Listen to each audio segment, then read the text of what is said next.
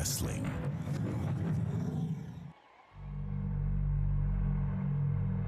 Prisons.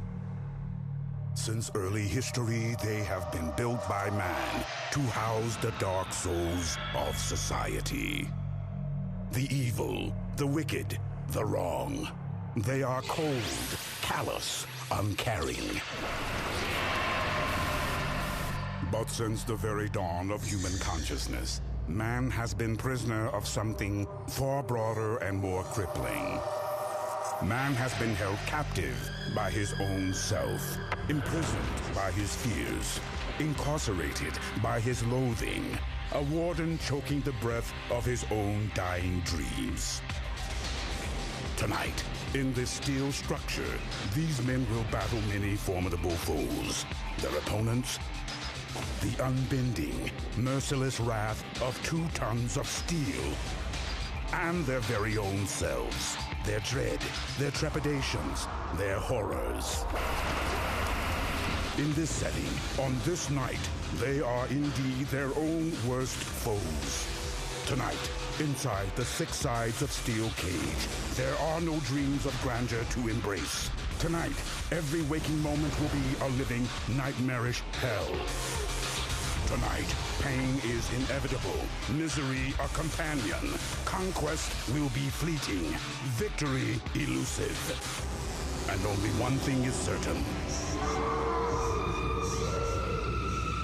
Fear, pain, and suffering will be felt by all.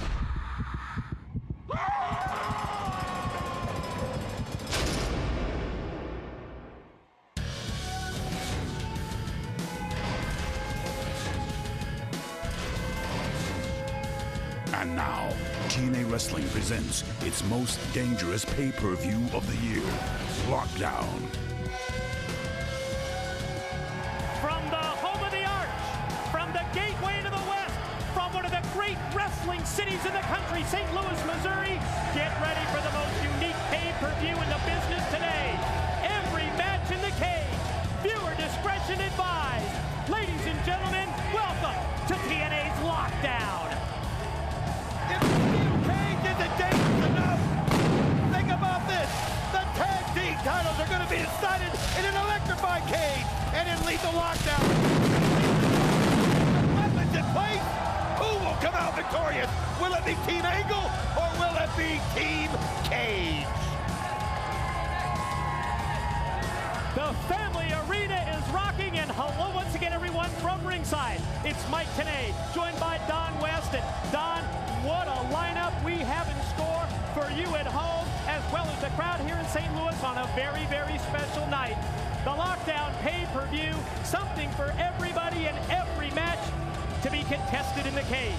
Get ready to see the X Division title on the line. We're going to open up the show with a title defense.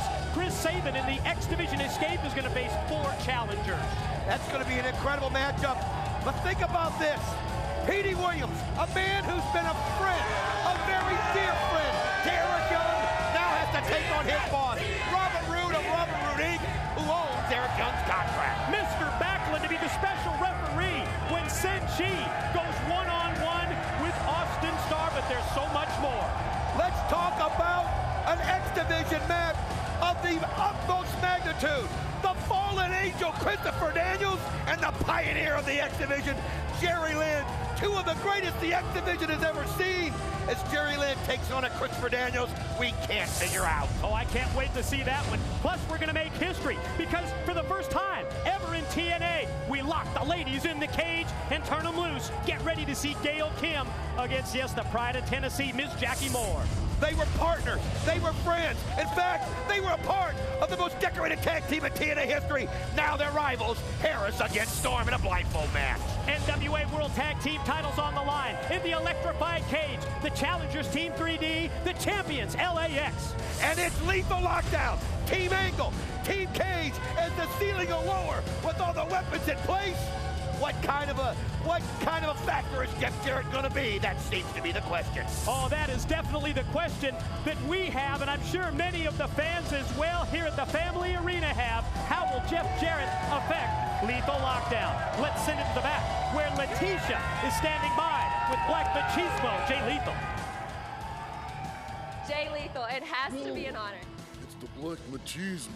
Black Machismo, you have to be excited to open up Lockdown's X Division escape match tonight. Thank you very much, Liz. Tonight, I'm too hot to handle and too cold to hold.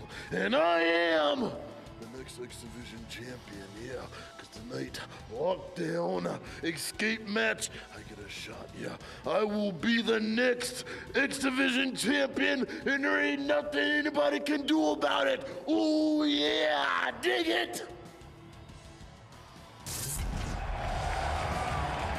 I can't think of a better way to kick off the Lockdown pay-per-view than to put the X Division title on the line in an X Division escape match. Let's break it down with the bullet points. Let's look at the X Factors. Tonight, the deck stacked against the title holder. Chris Sabin's fourth reign as champion appears to be in jeopardy at Lockdown. Black Machismo, Jay Lethal, Shark Boy, Alex Shelley, Sanjay Dutt, they all have one thing in common. The four challengers have never held the X Division title. First three eliminations must occur via pin or submission. Once we get to the final two survivors, you must escape from the cage to win the match and leave St. Louis as X Division champion. Ladies and gentlemen, this is the opening contest live at TNA's Lockdown, an escape match for the X Division Championship. Eliminations occurred through pinfall or submission until 2 men are left, with the winner the first to escape the cage. Introducing challenger number 1, being advised by Kevin Nash. From Elizabeth, New Jersey, Black Machismo, Jay Lethal. And did you check out Kevin Nash wearing the St. Louis Cardinals uniform? Big Kev, Big Papa Pump, the genetic freak Scott Steiner earlier today. A pregame ceremony on the field with the St. Louis Cardinals. We've got members of the Cardinals in attendance. Yes, the World Series champs, the World Series MVP, David Eckstein is here. We're blowing it out big time in St. Louis, baby.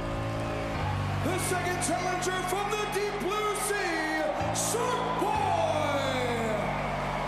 No matter where you go, whether it's Orlando, Detroit, or right here in St. Louis, this man is a cult favorite.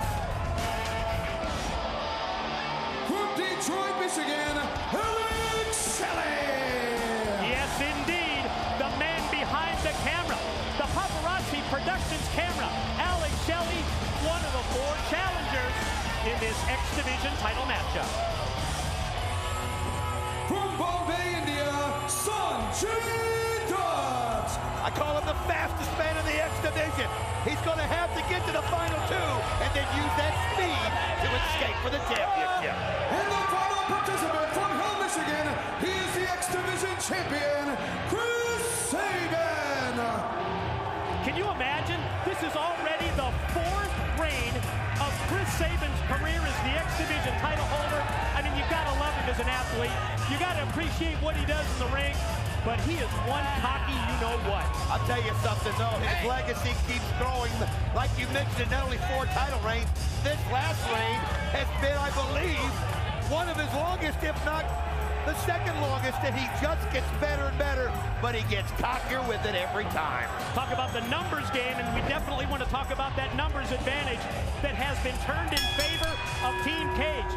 One instance, the numbers game appears to be against Chris Sabin here with 4 challengers as they are vying for the X Division Championship belt that you see on the screen that's right here at our broadcast table. But also, talk about numbers game, DW. Let's talk about that advantage. On the Lockdown pre-show, Jim Cornette overturned the decision from this past Thursday's Impact broadcast. It's going to be Team Cage with that numbers advantage in the Lethal Lockdown match. In other words, when it gets to be 2-on-1, 3-on-2, 4-on-3, and 5-on-4, Christian and company will have the edge. Well, if it wasn't bad enough with Team Angle because Jeff Jarrett's become a member, we know how Joe feels. We know how Sting feels. We know how Rhino feels. We heard them in the pre-show. We heard them last Thursday. They are absolutely furious about it. They don't trust Jeff Jarrett anyway. And now, because of him, they lose the numbers advantage. I'll tell you something.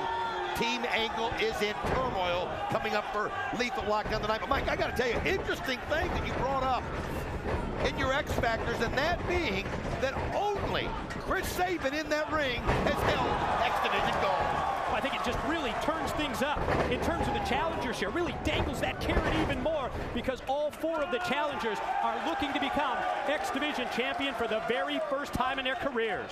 Well, you see Sanjay Dutt, somebody that I've always said, one of, if not the best athlete in the X Division, never to have held that title.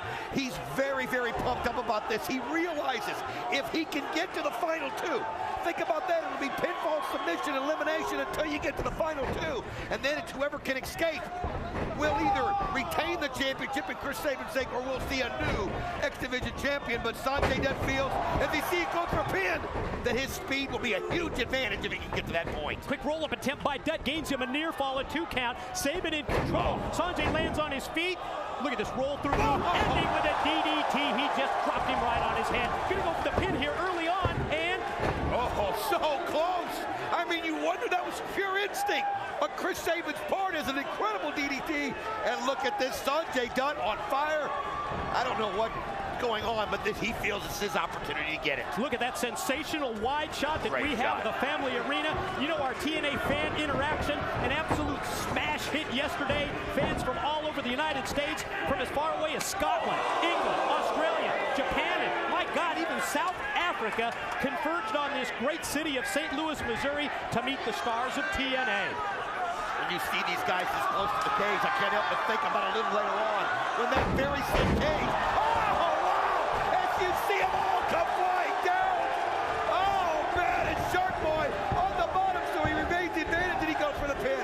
But later on, Mike, that same cage will be electrified when LAX takes on Team 3D. That's really one of the great things about this lockdown event. Yes, every match is inside the cage, but every match, Don, has its own little quirks, its own unique stipulations, just like the X Division escape.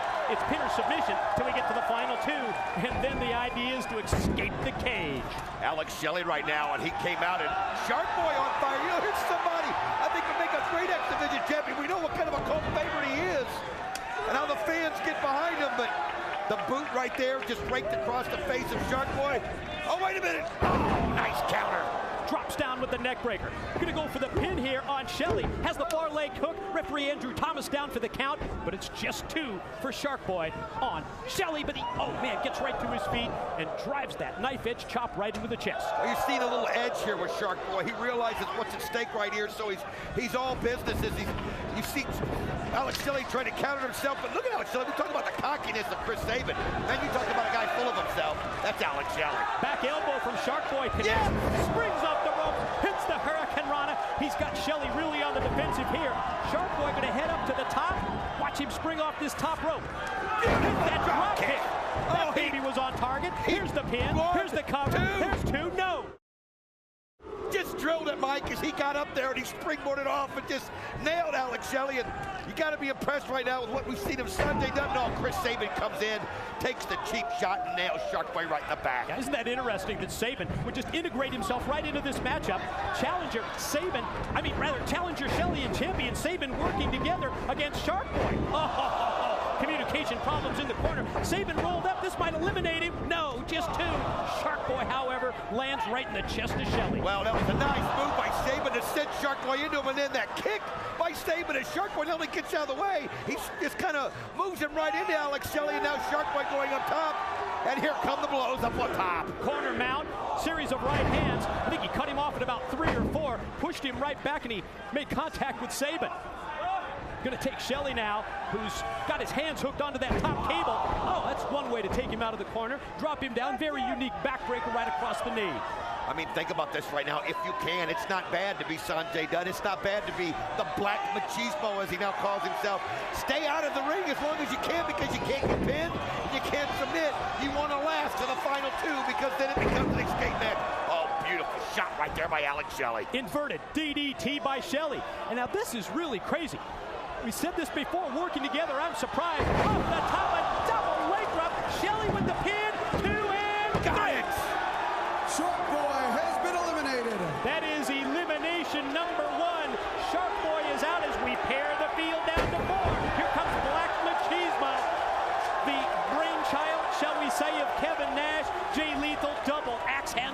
top. That baby was right on the top of Shelley's head. Well, we hadn't seen him in the ring, so I mean, everybody kind of forgot about him. And Black Machismo picked his spot. How could you forget about him? I don't know, not with all those colors. But you can just hear it as the crowd loves it. Getting behind the Black Machismo. And right now, but you got to admire the double team right there. Chris Sabin, where they did the elbow and the knee at the same time, and you think about that. Why not? Work together. All you got to do is get to the final two. Sometimes it works that way, where you got someone watching your back. Not a bad move on Chris Sabin and Alex Shelley's part. Oh, man, incredible balance by Black Machismo. Lethal in tight with the drop kick. Quick pin attempt on Shelley, but just a near fall. Jay Lethal not able to put him away and eliminate Alex Shelley. Well, Jay Lethal, the freshest member right now in this match, as he's been able to keep himself out of it, and you can see that. He's using the fact that he's not winning, and he's just using that speed, moving out of the way. And here he goes up top again. Wait a minute.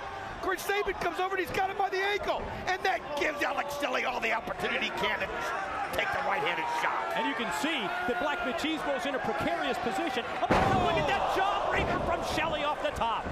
Just jarring jawbreaker as he just, oh, what a shot right there by Chris Sabin, just to let Sanjay Dutt, he knows he's there, and slams him into the cage. Talk about a wake-up call for Sanjay Dutt. He just ran right up the back of Black Machismo and just drilled Sanjay Dutt. And if you think about it, Don, there's such a small area on that apron. And Sanjay Dutt just got wedged, just got sandwiched after that drop kick with his back going right into the cage. Well, that just shows you cannot get your mind out of this match for a second. You've got to have eyes in the back of your head. You've got to be looking for somebody to take a cheap shot, because everybody will try to take an advantage if they can just to get to the final two. And now you see Sabin just kind of rubbing it in and out. The boots right there to every part of the Black Machismo's body. Wow, the Sabin stomp going all around the clock. From noon to high midnight right there. Look at that move with those boots right in to, yes, Black Machismo. Jay Lethal tag in now to Alex Shelley. What teamwork these two are using. You've got to be impressed with it. They came in with a plan to get it so that they can be the final two, and then they'll put friendship aside. But right now, I mean, that's pure precision. Look at this, one right after another.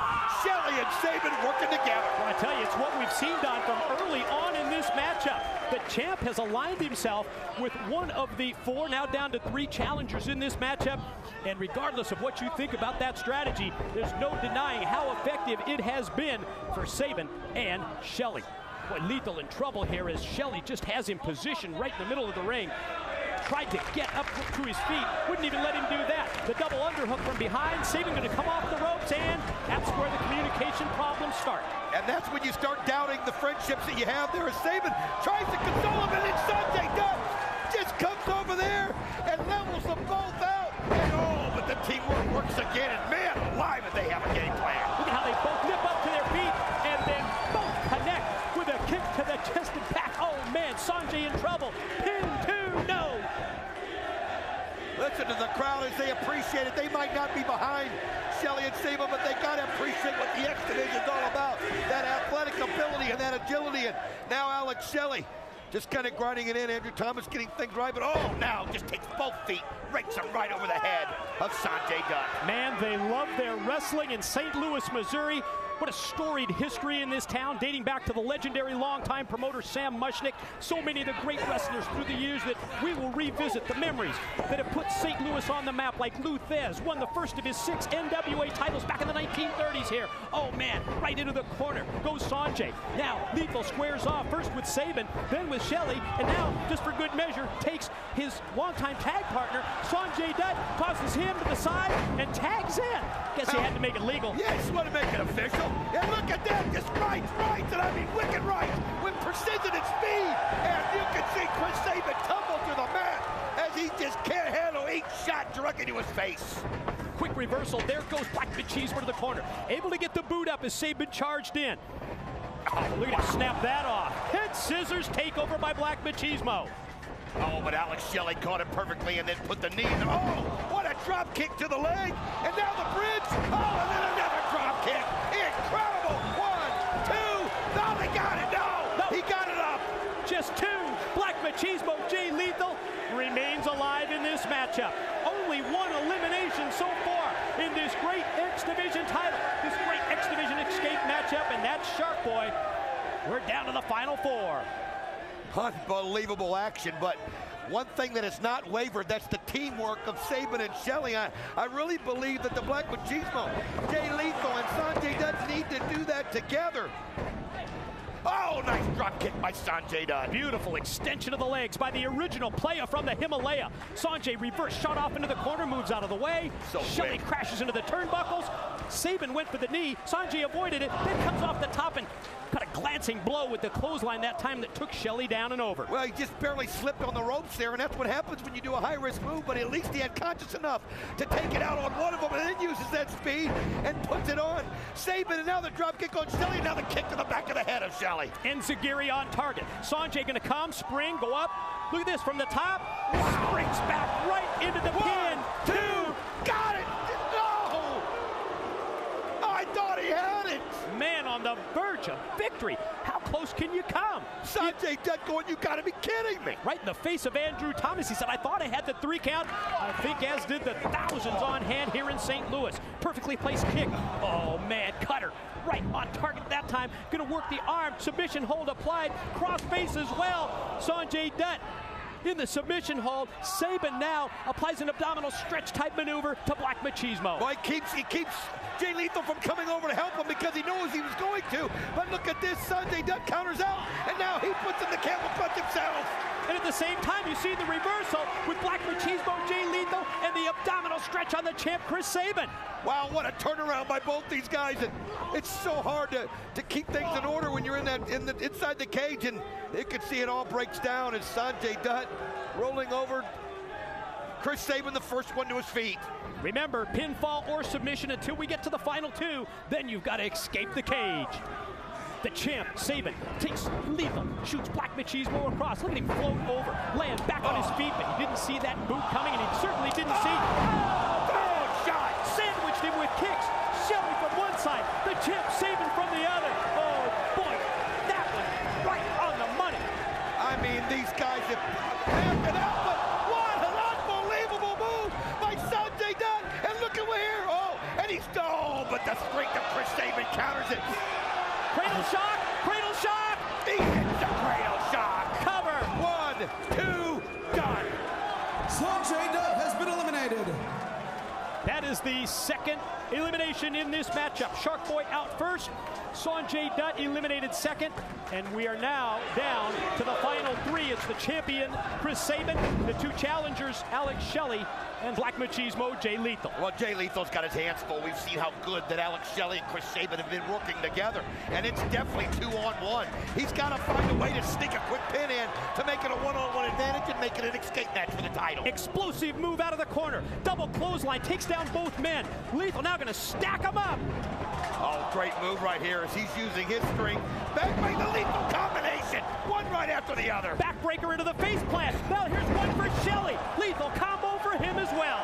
I'm telling you, he just did them both for good measure, and here he goes up high. You think this could be the elbow? Oh, I have a feeling I think I got my money on it. And there he goes. He nails it. Top rope flying elbow drop. 1, 2, Shelley's done.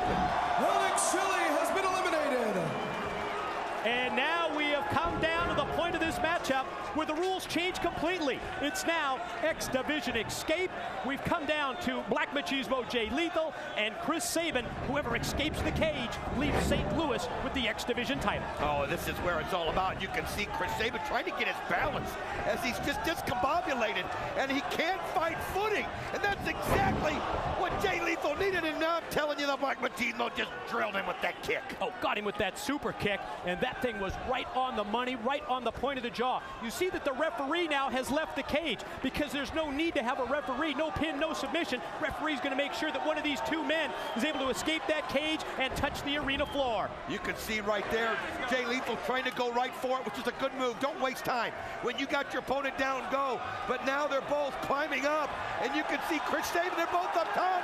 Jay Lethal, whoever hits first, look at this, as they're both up top there. Oh, talk about dangerous. High, above the ring, high above the arena floor, coming down the side of the cage. What a race this is. Photo finish-like action here. Knife edge chop by Black Machismo. Sabin answers. Oh, man, that could be dangerous. He caught him with the kick and his leg went through the fence. Ladies and gentlemen, here is your winner and still X Division Champion, Chris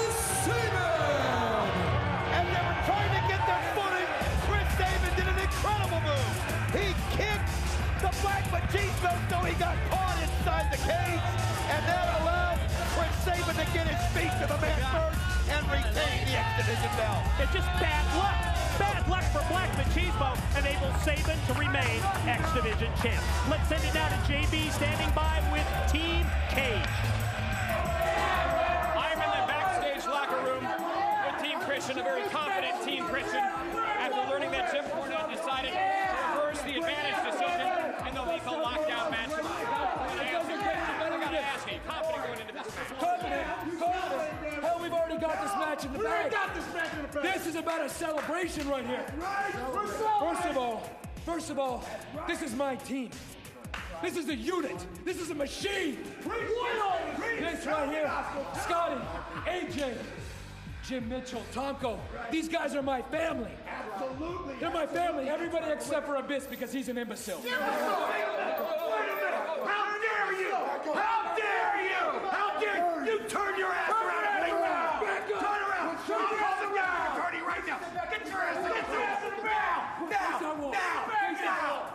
Stop him. You want to call him? You call for it. Turn around. Back to the front. How dare you not get back in? Yeah. Let me back in the middle. Idiot. Now getting back to business, guys.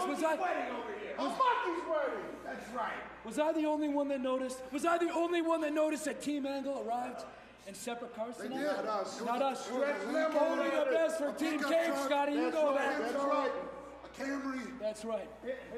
And secondly, Jim Cornette finally did the right thing. Let's give him credit where it's due. He put the lockdown advantage back to Team Cage because of the underhandedness of a certain individual. And speaking of that individual, Team Angle, you have a traitor in your midst, an infiltrator, and his name is J.E. double F. And you know the rest. CJB, I'm in such a great mood tonight. Nothing's gonna ruin it. This is like Christmas morning for the champ.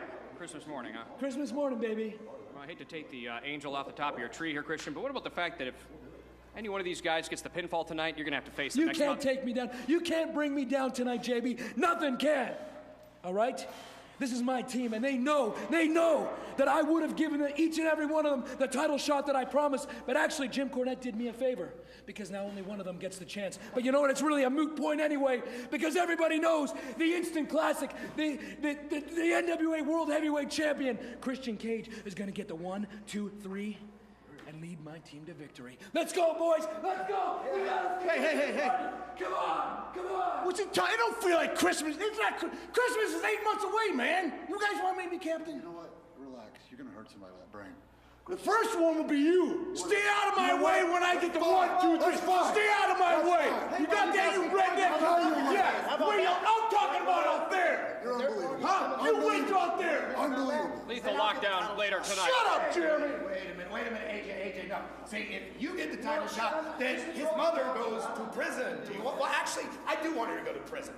Scumbag. These people love Eric Young, and when Eric Young comes to Robert Roode Inc., they will love me. You need to do whatever it takes to get Eric Young to sign a contract with Robert Roode Incorporated. Sign this contract, Eric. I'm not getting fired because of you. A friend of mine, he's got the situation with his girl, and she's really putting the pressure on, man. She's putting the screws to him. You sign the deal, you're gonna seal the deal. I love you, Eric. You sure you want to do this? I don't know about her. I think you got her all wrong, JP. You heard her. She loves me. Do you think a woman of my stature would ever be with someone like you? You're pathetic. You got exactly what you wanted. You got screwed by Miss Robert Roode Enterprises, he owns the contract of Eric Young, but it's almost like he treats him like a slave 24 hours a day. You are a disgrace to this sport, but more importantly, Eric Young, you are a disgrace to Robert Roode Incorporated. I need out of this contract thing. I need out. You gotta hit me, do it. I'll fire you right now.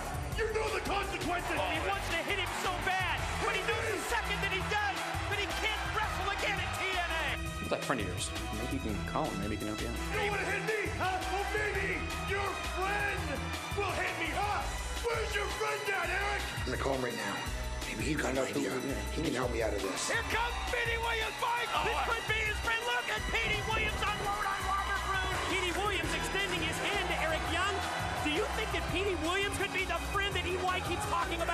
Williams, you want to be a friend to Eric Young, that's fine. I'm going to prove to you that it does pay to be rude. Ladies and gentlemen, the next match is scheduled for one fall. Introducing first, from Windsor, Ontario, Canada, Petey Williams. Boy, there's some awfully interesting dynamics when you look at the people involved in this matchup. And I'm talking about the wrestlers inside the cage as well as outside. The man behind that sickest of all moves, that flip pile driver known as the Canadian Destroyer, and yes, a former member of Team Canada. We'll tie this all together. We're talking about Petey Williams. And his opponent, accompanied to the ring by his chief executive offender, Miss Brooks, and Showtime Eric Young, from Wall Street in Manhattan, New York, Robert Roode. It's been an interesting transformation to see the career of Robert Roode from his days as a member of Team Canada, along with Petey Williams, along with Eric Young, to now the man in charge of Roode Incorporated. What's going through the mind right there of Eric Young? We know what a friend that Petey Williams. Look at this. No friend can save you. No one can save you, because I own you. I'm going to show your little friend and you that it pays to be rude. Well, we heard him right there, Mike. He said he owns him. He said, Eric, no friend can save you. And boy, there's another interesting aspect to this. Nobody can save you. You belong to me. Robert Roode is going to teach your friend the meaning of it pays to be rude. And look at that. He's now positioned him in a chair at ringside, and Roode just said, sit there, don't move. Make sure he sits right there. And now he just said to Miss Brooks, he said, sit there, make sure he doesn't move. And Petey Williams is going to try and bring Robert Roode right inside the cage. And it wasn't that long ago where all three of these guys were the best of friends as a part of Team Canada, but things have changed. But Petey Williams has been there for Eric Young and Robert Roode. Oh, unbelievable how agile Petey Williams is as he goes up there and just nails him with that head scissors and then just takes an elbow shot and he's got Roode on the ground. Boy, this word of Eric Young, having this friend that he always talks about, has really gotten under the skin of one Robert Roode, hasn't it? You can see him and throw them right over there, and now Petey Williams got caught in the rope. Oh, but he's still able to turn around and just bust the jaw of Robert Roode. Gonna go here for the quick pin attempt, has the near leg hook and gets a 2 count. We want to remind you that both Impact as well as TNA pay-per-view broadcasts available with both English and Spanish audio. There you see Hector Guerrero and Willie Urbina, our Spanish broadcast team here at TNA. Petey Williams so far in total control as Robert Roode has been so focused on punishing Eric Young and making sure that Eric Young sits in the dunce chair, so to speak, and watches this. Petey Williams fired up, and oh, now look at it. This is the first time I've actually enjoyed him singing "Oh Canada." Standing, yes, right on Robert Roode, his former Team Canada partner. Well, you know, it's great to have Hector Guerrero, not only as part of the Spanish broadcast team, Don, but also a part of our family, the TNA family. And, I mean, quite honestly, Hector Guerrero, from one of the most famous wrestling families ever, the Guerreros, what a response to Hector Guerrero yesterday at our TNA fan interaction. And oh boy, Petey Williams just got lifted airborne by Roode, and he crashed bad. Man, he just threw himself up in the air, but you mentioned I had a chance to sit next to Hector Guerrero for a little bit of a fan interaction, and you talk about a class act.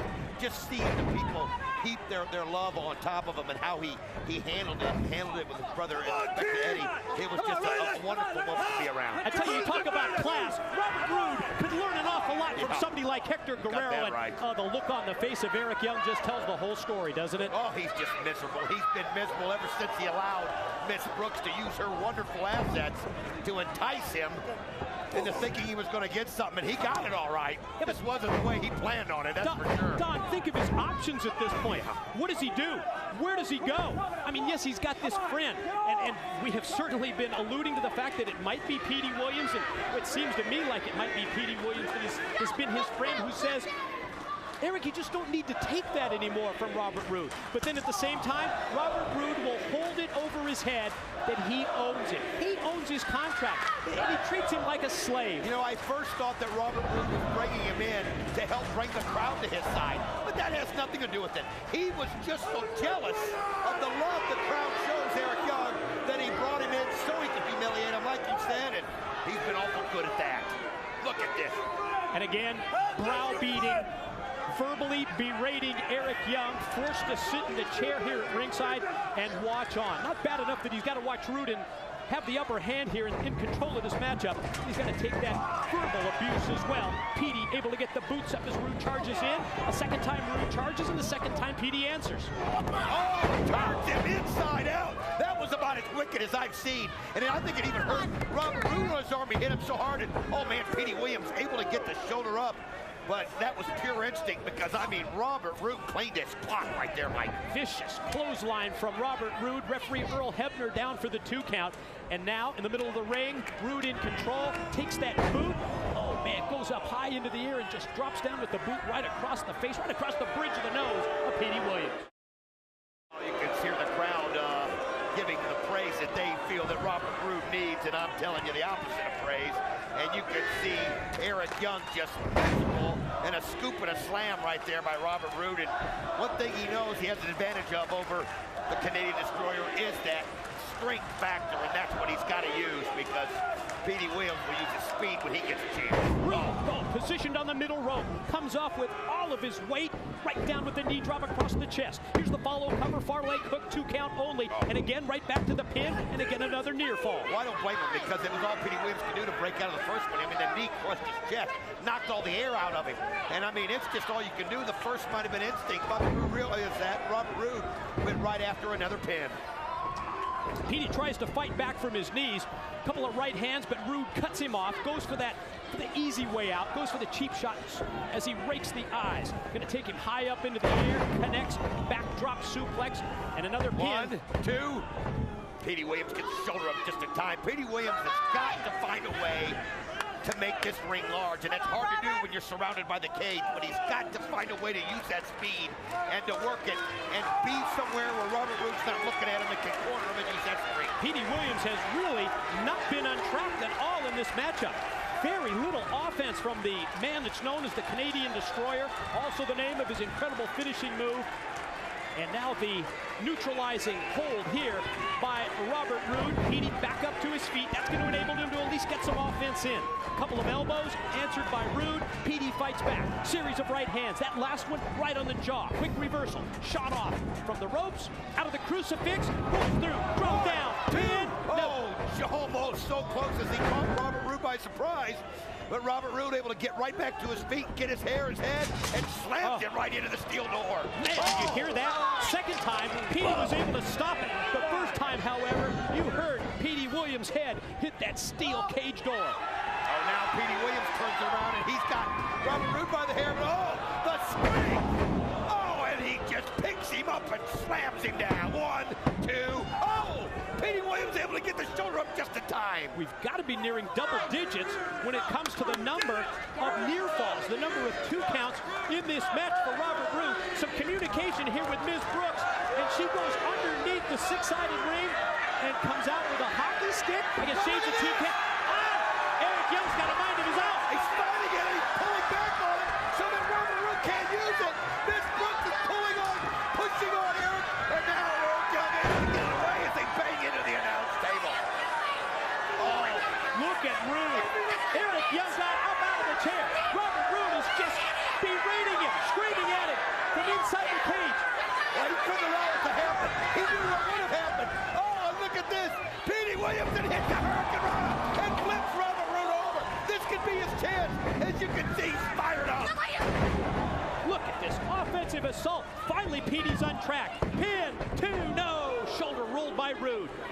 Oh, Robert Roode able to get it just in time as Petey Williams was able to recover, get his breath, and then use that agility. And look at how he ducks with the speed. Now kicks Robert Roode in the gut as Eric Young looks on. Eric's still got that hockey stick in hand.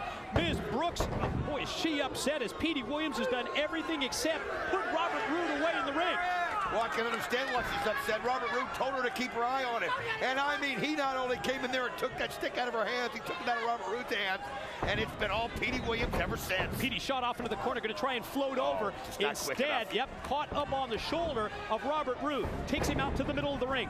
Petey floats back. He just grazed his back with that drop kick, and Roode comes right back at him. Well, he would have nailed him if he could have hit it flush on, but Robert Roode realized he just grazed him. And now, Mind Buster, as he just drills Falls him to the mat, too. Oh, I thought it was over.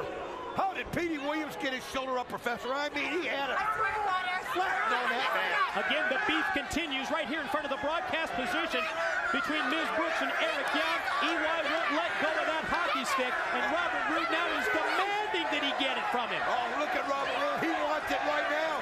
He can, oh, and look at this Eric Young. He's conflicted. It's his friend in there. His friend got the bell. Oh, no, man. Roll-up attempt by Petey for just another near fall. Gonna spring this time off the cage. Spiked into the DDT. Here we go. 1, 2, done. Unbelievable as Robert Roode gets the shoulder up just in time. Unbelievable. And you just hear, I don't know if you can pick it up at home, but boy, you can sure hear the shrieking in our headsets of Ms. Brooks screaming at it. Eric, yeah, the fans here in the family arena say, go ahead. He gets the hockey stick in. Petey's got the weapon in hand. Petey Williams has got the hockey stick. Yeah, the NHL playoffs are going on. The former members of Team Canada are going to square off. He doesn't care what referee Earl Hebner says. He just wants to exact revenge. He hits him in the gut. He takes him right on the chin. That's high sticking right there, but it's legal here at Lockdown. Well, there's nobody going to tell him it isn't. And oh, now Earl Hebner, though, realizes the damage, and he throws it out of the ring, and the crowd is tense. Swing and a miss with the clothesline. Petey going to try and snap things off with the head scissors instead. Floats through. Was going to go for the leg sweep. Stopped by Roode in mid-move. Oh, Petey's got it. 1, 2. Oh, my God. Petey Williams had him. So close. Petey again on the verge of victory. Oh, steps out of the way, and he just shot Roode right off, face first, right into that cage door. Oh, could it be the Canadian Destroyer? The Canadian Destroyer right here. Oh, man, come on, you hit this, hit this baby, doubles him over. There's the boot, he reels it in. Here it comes. It goes up, but Robert Roode too strong and slams him into the turnbuckles. Back first, right into the corner, takes him out. He calls that the payoff. 2, got it. Ladies and gentlemen, your winner, Robert Roode. The suplex by Robert Roode that he calls the payoff brings a smile to the face of Ms. Brooks. Frustration to Eric Young. The victory for Robert Roode. Defeat for Petey Williams. And look at the look on the face of Robert Roode as he is absolutely ticked off as ticked off can be, yelling at him to open up that door, and now the wrath that Eric Young is going to face right here in front of us. Yeah, Robert Roode said he's going to kill him. Yeah, this isn't going to be pretty. Oh, boy. He's got Eric. He's got him hooked. What are you doing? You can hear him screaming at Eric Young, and he just throws him right down on the entrance ramp. After the way he treated Miss Brooks, I don't blame him. Let's get off of this. I'm sick of Robert Roode. Let's send it to Letitia standing by with Kurt Angle. Go. Go. Get it back. Listen, we need to talk. Oh, you want to talk? You want to talk now, huh? All right, back off, all right? Listen, I wanted to tell you this face to face. Tonight we're going to have to change the order of entrances. Why? Well, because Jim Cornette took away our advantage and gave it to Team Cage. Why'd he do that? Why, Kurt? Because of what Jeff Jarrett did last week on Impact. This is what I'm talking about. You thought you could trust him? You know his past. Listen, I had a feeling, okay? You had a feeling? I can forgive and forget, okay? But Joe? So I recommend you go have this talk with Joe and tell him, and you better do it now.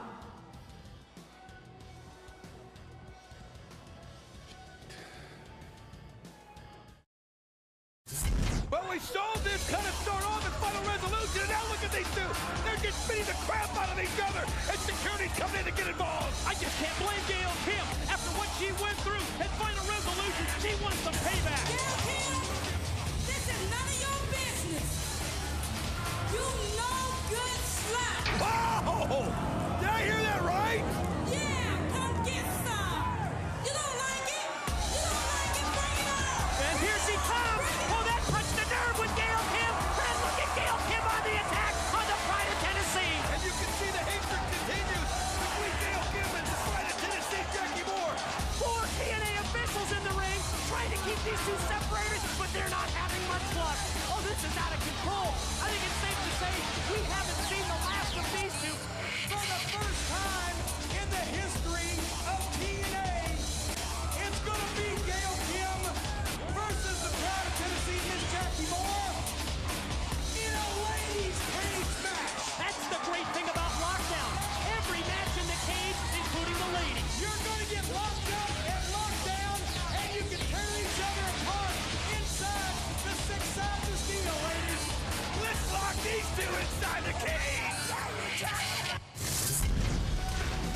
Six sides of steel catfight. Gail Kim takes on the pride of Tennessee, Miss Jackie Moore, next. Ladies and gentlemen, TNA's Lockdown continues with this ladies' cage match. The match can be won by pinfall, submission, going over the top of the cage, or through the cage door. Introducing first, she is the pride of Tennessee, Ms. Jackie Moore. On a night of first at TNA's Lockdown pay-per-view, first time ever for TNA in this great city of St. Louis, Missouri. And now, for the first time ever, the ladies get locked inside the cage. Here comes the pride of Tennessee. For the past few months, associated with the Tennessee Cowboys, James Storm, but not tonight. Jackie Moore, you're on your own, girl. Well, this rivalry's just been vicious, Mike. I mean, it has been something like we've never seen with ladies involved, and these guys don't catfight, they brawl. And her opponent is from Tampa, Florida, Gail Kim. We talked earlier how, yes, every match at Lockdown is in the cage, but little different hooks to every match. You can win by going over the top, through the door, or pinfall or submission in this, and how about that? The pride of Tennessee, Jackie Moore, not even waiting for Gail Kim to get inside the cage. She meets her on the ramp, but Gail Kim's ready for her. Well, that's been her tactics all the time, to always try to catch Gail Kim off guard, but Gail Kim, I think, expected something like that from Jackie, and look at her just sling her to the ramp at one point. Now she sends her just somersaulting down to the bottom of the ramp. Well, you're not kidding. You know what? Over tea kettle, all the way back down. Oh, God, right here. My God, right at the broadcast table. Look out, Gail Kim. Jackie Moore just beat her, and she used me as a base right there to get some kind of a positioning, and now, look at that. Gail Kim just sends Jackie right into the rail. Wow. Unprepared for that down here at the broadcast table. And look out, here we go. Look out, Gail Kim just got thrown right over the table on top of us. Jesus. Just trying to get her back up there before. Unbelievable. That's just been the kind of battle that these two have had. Oh, now sits her up against the guardrail. She's using my water bottle. Oh, come on. Oh, that just ticked off Gail Kim to no end. Wow. And look at that kick! As Gail Kim just sends the kick into the gut of Jackie Moore. My gosh, Mike. Talk about getting in the middle of it. We were right in the middle of it. Boy, there has been bad blood. I can't even say it after that. I swear you weren't trying to push Gail Kim back over. I was trying to hold her in place. I wanted to fall. You know that. I was too, I admit. Wow. I was trying to protect her. And the bad blood between these two, it erupted first on, fighting for weeks on Impact, earlier tonight on the pre-show as well. Remember Gail Kim outside on the black and blue carpet doing the interview with JB? Yes. Ms. Jackie came right out of the car, attacked her. They fought during the pre-show, and they can't even wait to get inside. Now finally, they are locked inside the cage here at Lockdown. They finally got in, but it has been a battle of these two. And you got to, whoa, look at this ball. She just got them martial arts moves, that quickness. Gail Kim has something beautiful drop kick. She stepped off the head scissors and then the drop kick. And Gail Kim, somebody that just, you can't predict what she's going to do because she has so many martial arts type moves. This is one of the options, one of the three options to win this match. Yes, over the top of the cage, through the cage door, or pinfall or submission, whatever it takes, whatever you can do. Look at the agility of Gail Kim. Well, Gail Kim right now in total control ever since Jackie took your water bottle there and just dumped it on her hair. I think that was just the one thing that Gail Kim didn't expect. I think if you'd asked her beforehand, she'd expected maybe to, great counter by the pride of Tennessee as she just sends Gail Kim up and caught her neck right on the top rope, and that'll take the air out of you in a minute. A slingshot move that time, you're right. Taken up into the air, as you said, Don, and throw first right across that unprotected steel cable. Check out that release. Overhead German suplex by the pride of Tennessee. Well, one thing about Jackie Moore, I mean, she's a brawler. She's so tough. Anybody that'll tell you that's been in the ring with her, I'm talking guys that have been in the ring with her, tell you that she's hit him as hard as some people. You can see the door open. If they can escape through the door, it also means a victory. Oh, look at that. Just overpowered her, did Gail Kim. Well, tossed Jackie Moore right on her backside. She slid right across the ring. Oh, as she goes in for the kill, Jackie Moore's ready. And just sent her face first right into the middle turnbuckle. Well, you could see there Jackie Moore able to counter her down from the ground. And I don't know who has an advantage in a match like this. Once they get inside, you almost think of the brawler type of Jackie Moore, as you can see her using her strength, just pulling on her hair and choking her, and then just flipping her right over the top onto her back. Just overpowered her, brought her right back into the ring. Gonna go here for the cover. There's two, not even a 2 count before Gail Kim uses her leg strength to power out. Well, that sends a message. What that does is it sends a message to Jackie Moore that you're not even close. I might be on my back, but you're not even close. And sometimes if you can do that quick enough, it can get inside the mind. And that's what happened right there. Jackie trying to climb the ropes, attempt to go high risk here, may not pay off. Gail Kim just brought her right back down into the ring, and Gail Kim's gonna go up from the top rope now. Didn't really have Jackie Moore weakened sufficiently, caught her with a boot, then sunset flip off the middle rope. Can she take her over? Jackie Moore fighting it, now hooks the top rope, drops down with the pin. Oh, look at this! Beautiful reversal by Kim for no, not even a 1 count. Well, Jackie Moore sent the message right back, and then clotheslines her. Just a vicious clothesline, and sends Gail Kim to the mat, and then gets her by the hair and pulls her up. Yeah, using that hair as a handle, a hair mare version of the snap mare, takes her over and then drills her right in the back with the boot.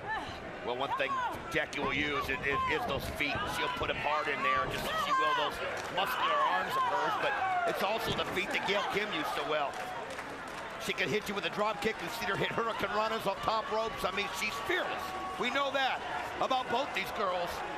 But maybe the more acrobatic of the two is Gail Kim, but the brawler, like I said earlier, is definitely Jackie Moore, the Pride of Tennessee. Well, the Pride of Tennessee tried to keep Gail Kim down on the mat. Not going to happen, however, but boy, problem there, right in the corner, right by the ring ropes, as there's contact made. Both girls, I believe, hitting the corner turnbuckles or possibly the ring ropes. I don't even know. Maybe it looked like one of them might have even gone through far enough to hit the cage. It's just on the other side of the ropes right there, as I saw Jackie look at her holding her face. It looks like she got caught pretty good. You can see now Gail Kim got her feet first and blocks the right by Jackie, and another block. Yeah, it works a second time, and look at these series of forearm shots from Gail Kim. Quickly shot off, and off the ring ropes comes the Pride of Tennessee, met with a clothesline. Running clothesline now by Gail Kim. Hits her with another one now, scoops her up, slams her down, showing her that she's got some strength. And now you see Gail Kim pointing up here as she's going up to the top rope. Yeah, motions to the crowd that she's headed to the top. Whoa, what a drop kick! Missile drop kick off the top by Gail Kim. Gail Kim off the top rope just nails Jackie Moore with the drop kick. And I don't know if it's that extra protection that may have pushed in the air too. Oh. Jackie just gets the shoulder up just in time, but that was such a great camera shot as we saw just what Gail Kim can do. She draped the arm over Jackie Moore and went for a pin. That's one of the 3 options to win this cage matchup here at Lockdown. This is the other one, escaping through the cage door. Gail Kim slowly making her way out.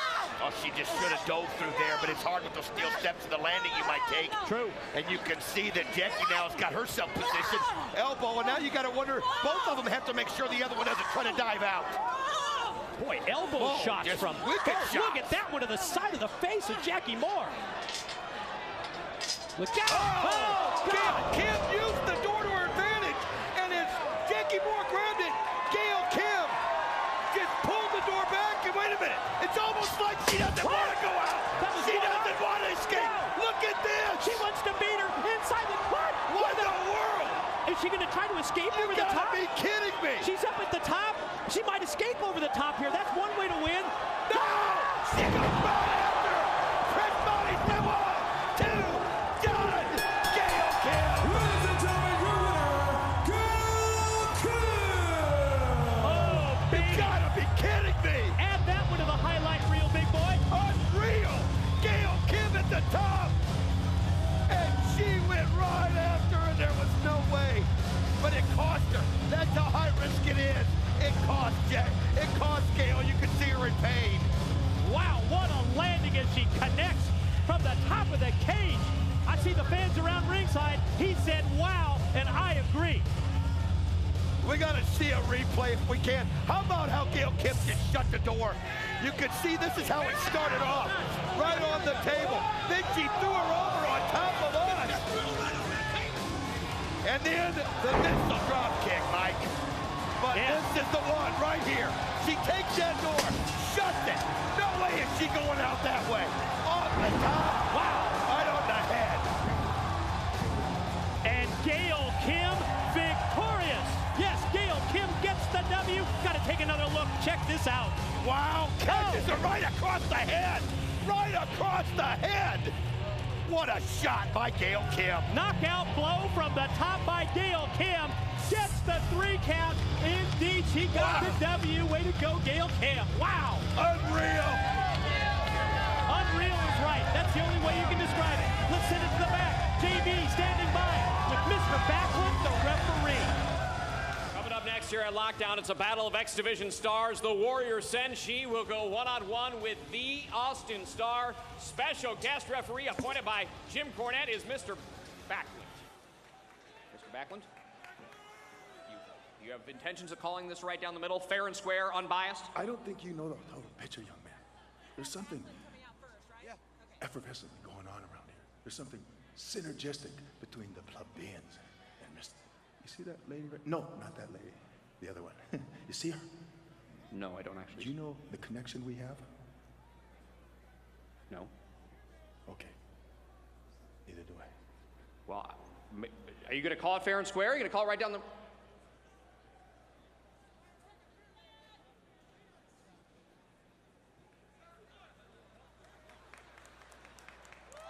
I guess we're going to find out. The Austin Star versus Senshi up next. Ladies and gentlemen, the next contest is scheduled for one fall. Introducing first, your special referee, Mr. Backlund. You know, I tried to have a conversation earlier today with Mr. Backlund, and I know what you told me. Good luck. But instead, I don't know what I was thinking. I went into battle. I said, Bob, is there anything that you can tell me about your memories of St. Louis? And he just broke out some words, I don't know, multi-syllabic garbage from what I remember. What do you think they would see if they ever did a brain scan on that man? I have no idea. Might come up empty. Mr. Backlund, however, a great history as an in-ring performer in many cities all over the world, including St. Louis.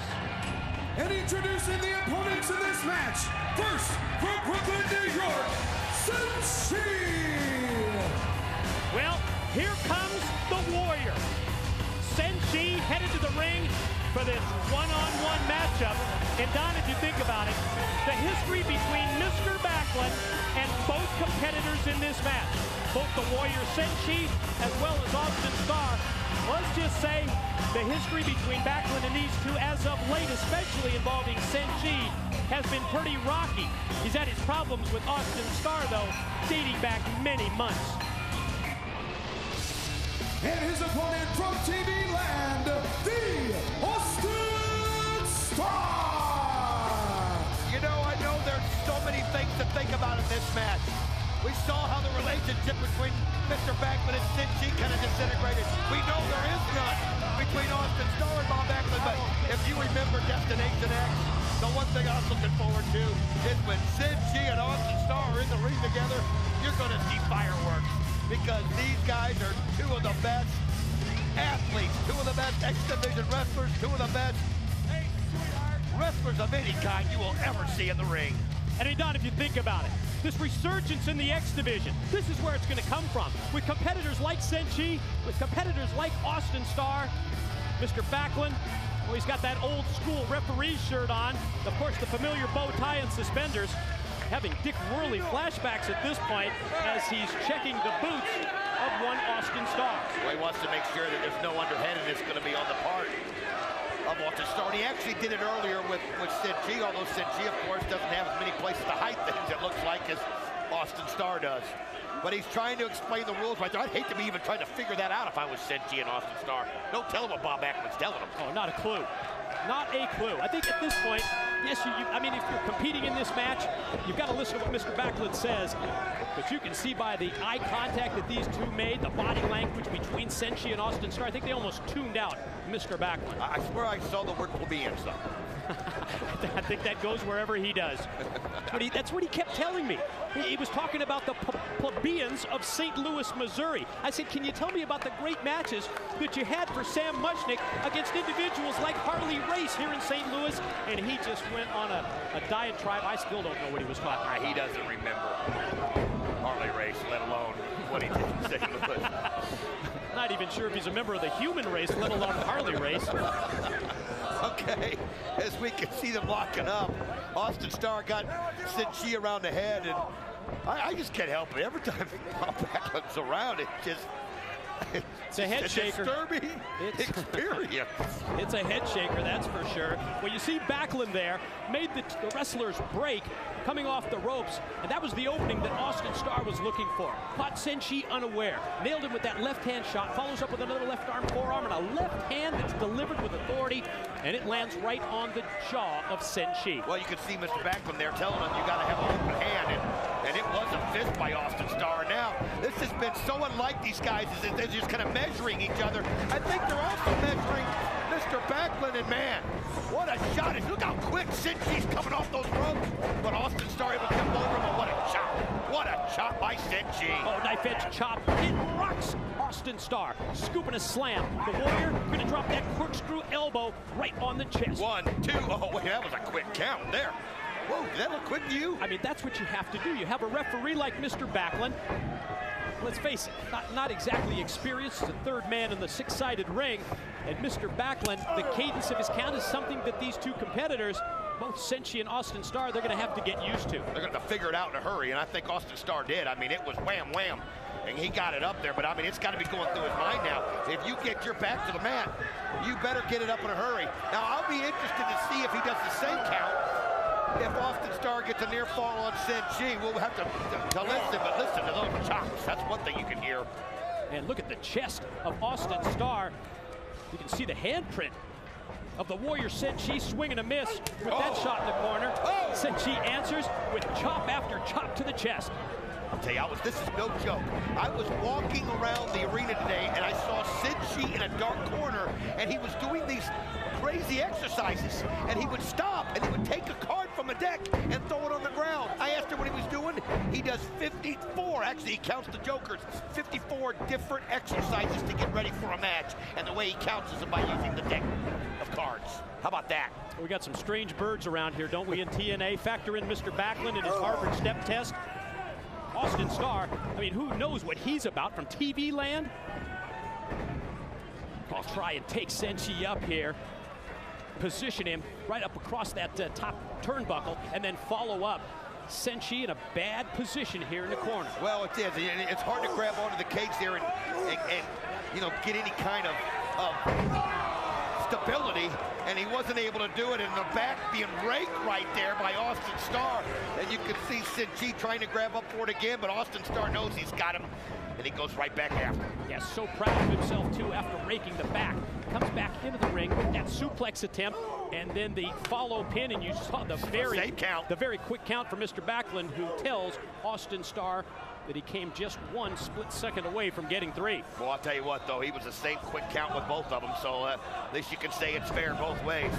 These guys are going to have to be in contact. Oh, man, just goes right into the gut, takes the air out of Cinchi, and now using the ropes right there and just pulling on the neck, taking it out, and you can see Mr. Backlund pulling Austin Starr off of him. Yeah, Backlund obviously feels like that's a chokehold. It's like he had his legs wrapped around the Warrior Cinchi in a scissor move, as well as throttling him in the corner with the choke at the same time. Right back to the offensive. Here goes Austin Starr. Cinchi fighting from his knees with both left and right. Back up to the vertical base and reels off another knife edge chop to the chest. One thing we haven't seen so far is the feet Cinchi, something that he uses so well. Oh man, just put that knee into his chest and then puts him on his back. And you can see he's going for that pendulum elbow. Yeah. And when he hits it, it's like that corkscrew elbow that Cinchi does. And oh, it just comes in with such force. And Cinchi is reeling. But Cinchi, somebody who uses those feet so well, he can kick it from anywhere in the building. Hasn't been able to get one kick that I can remember yet to Austin Starr. Well, you're right, relying on the chops mostly for the offensive attack as we take a great wide shot at the beautiful Family Arena here in St. Louis, Missouri, and what a great crowd we have on hand in this great wrestling city. That's where they're still coming in. Going to go for the crossface chicken wing here. The move that Mr. Backlund made famous. Senshi trying to fight it. And of course, Mr. Backlund right there watching very closely to see if he's going to submit. You talked about the kicks. There's one of them perfectly placed. He went to spring off the middle rope, but he got caught right in mid-move. Now, powerbomb? Yes. Oh, just slams him down. 1, 2. Oh, just in time, but he just turns right over and grabs onto the leg of Senshi and just pulling it back where it's not meant to go. Look at the pain on the face of Senshi as he's fighting it, Mike. And check out the torque from Austin Starr as he applies that half Boston Crab. Look at the strength of Senshi as he's trying to work his way over to the ropes, but you can see how far he still has to go. And Austin Starr is going to try to get his grip and move him back, but he got hold of the ropes. Oh, wait a minute, he pulls it back, but Backlund saw it. Now, Backlund saw it, and Backlund's going to make him break the hold here. Boy, Don, good job. You were right on the money when you talked about the offense of Senshi. And a move like this right here, this half Boston Crab by Austin Starr, it's going to limit the ability of the Warrior Senshi to use those kicks. Going to wear down the leg, wear down the knee. Well, he goes right after the chops again, and I don't know if it's just something that if he feels if he doesn't use them enough that Austin Starr won't see him, but right now, the style that he's doing is just going right into the hands of Austin Starr. What a left by Starr. Shut up! Just caught him right in the lip of the teeth. Yeah, rocked him that time. Now going to try and shoot him off, and springing off the ropes. Flying forearm shot by Senshi, and then a great forearm right to the top of the head. Oh, he spins one there. How quick is he? And look how he uses that corkscrew kick there. And somehow, I love that kick. Oh, I do too. He nails you right on the top of the head. Yeah, just the way he hooks it. Almost like, how does he make his leg hook like that? Springs back and caught him with another kick, and now we're seeing that offensive arsenal that we've been talking about. Oh, the Warrior Senshi, the series of stiff, brutal kicks to Austin Starr. Well, he was waiting for the opportunity, and when he saw it, he went with one right after another. But that just shows you, and that's only 1% of his repertoire when it comes to those kicks. And now he sent a message to Austin. Oh! Smashed him right into the cage door. Yeah, just lifted him high into the air. Look at that kick. And then rolls through, capo kick right to the top of the head. Pin. 1, 2. No. Man, what a back body drop that was as he took Austin Starr high into the air and just nowhere to go when he went back first right into the steel cage door. Boy, we got to see some of the best of Senshi, and that's what I was talking about. And now he's toying with him with the legs. Look at that. Oh, but Austin Starr able to connect and catch and grab a hold of it. Now takes his head off the cage door and puts him on his back. And it's really a great counter, and it's a great offensive move by Austin Starr to try and take the legs of Senshi out. Quick pin attempt here. Backlund barely makes a 1 count. Austin Starr able to get the momentum turned in his favor, and you notice he'll go right after Senshi's head every time he can. I think but look at the strength of Senshi, but Austin Starr goes down low, and Senshi goes over the top of him and catches the turnbuckle. Measures him, charges, and connects with the drop kick right into the chest. Beautiful drop kick, man. That's a message of his own. Here we go. Got his feet on the ropes. Does Backlund see it? Yes, he does. Backlund dropped down. Mr. Backlund made the 2 count, but then you got to admit what a good job he's doing here as the third man in the ring, as the referee. He saw that he was using the ropes for leverage, and Austin Starr is getting right in Mr. Backlund's face. I'm not sure that's too wise. Well, Bob Backlund's watched Austin Starr so many times, and he had to expect that. And he was, what a drop kick, a running drop kick. Senshi just knocked the crap out of him. All of his weight behind both legs, right to the chest. Could this be the Warrior's way? Oh, let's see that double foot. Wait a minute, Bob Backlund's in the way. And he throws him. Starr throws Backlund into the ropes, and it caught Senshi. Oh, just when he was going to go up to the top, that double foot stomp, and this could open the door here for Austin Starr. Can he take advantage? Look at that! 50 pin, 2, got it! Oh, no! Man! Senshi able to get the shoulder up now. 450, but wow! You gotta give Austin Starr credit. I wonder if we can see that again. That was a thing of absolute beauty. Look at the frustration here. So evident from Austin Starr. He's saying it was a 3 count, and he just pushed Mr. Backlund. I don't think this is too wise. You've had problems in the past. Oh, you can see he is. Oh, look at that. He took the tie off. Bow tie off. Oh, he means business. He just pushed him right into a roll-up. Look at this.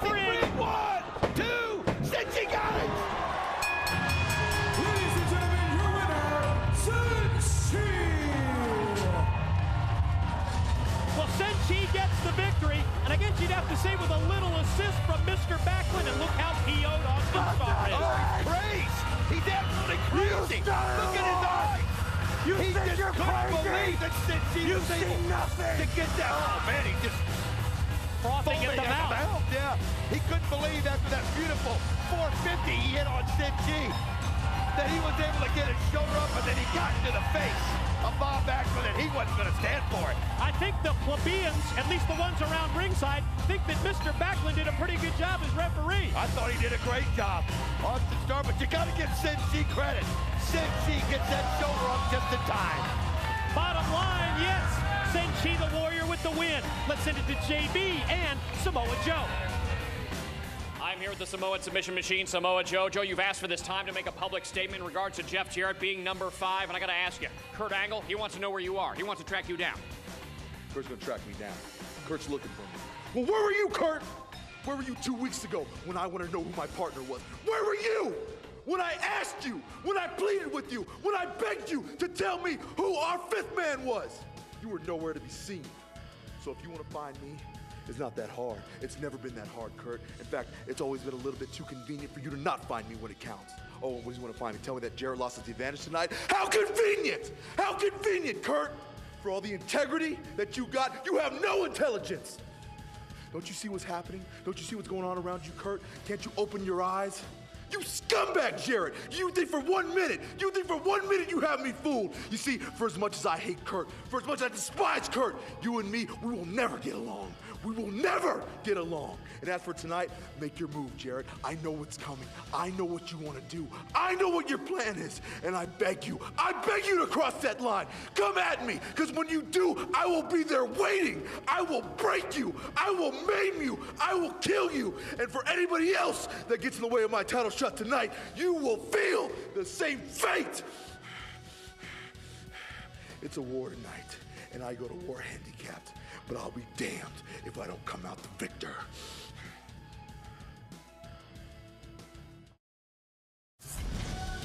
Mike and Don back at ringside at Lockdown. I think it's safe to say that there's a little bit of friction when it comes to Team Angle.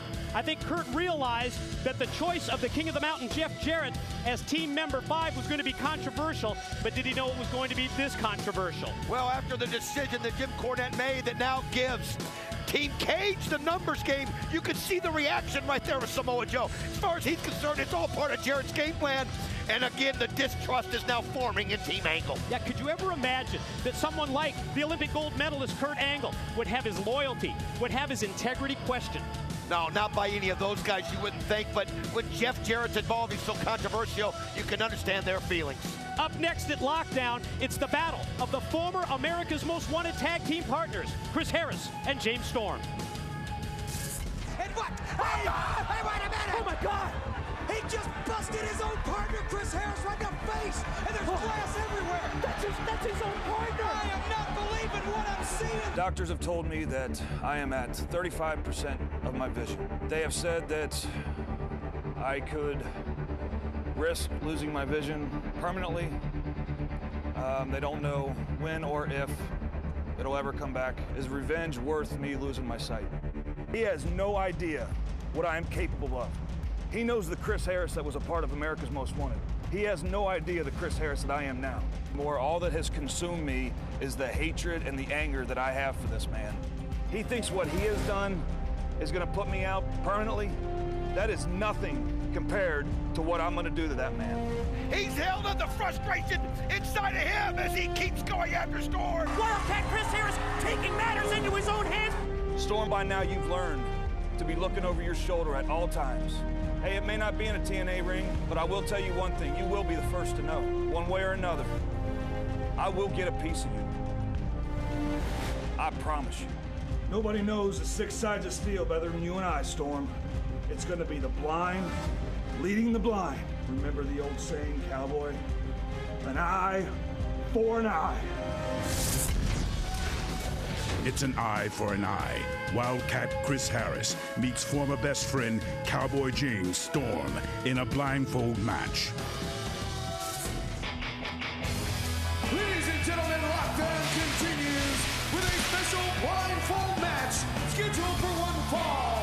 Introducing first, from Leaper Sport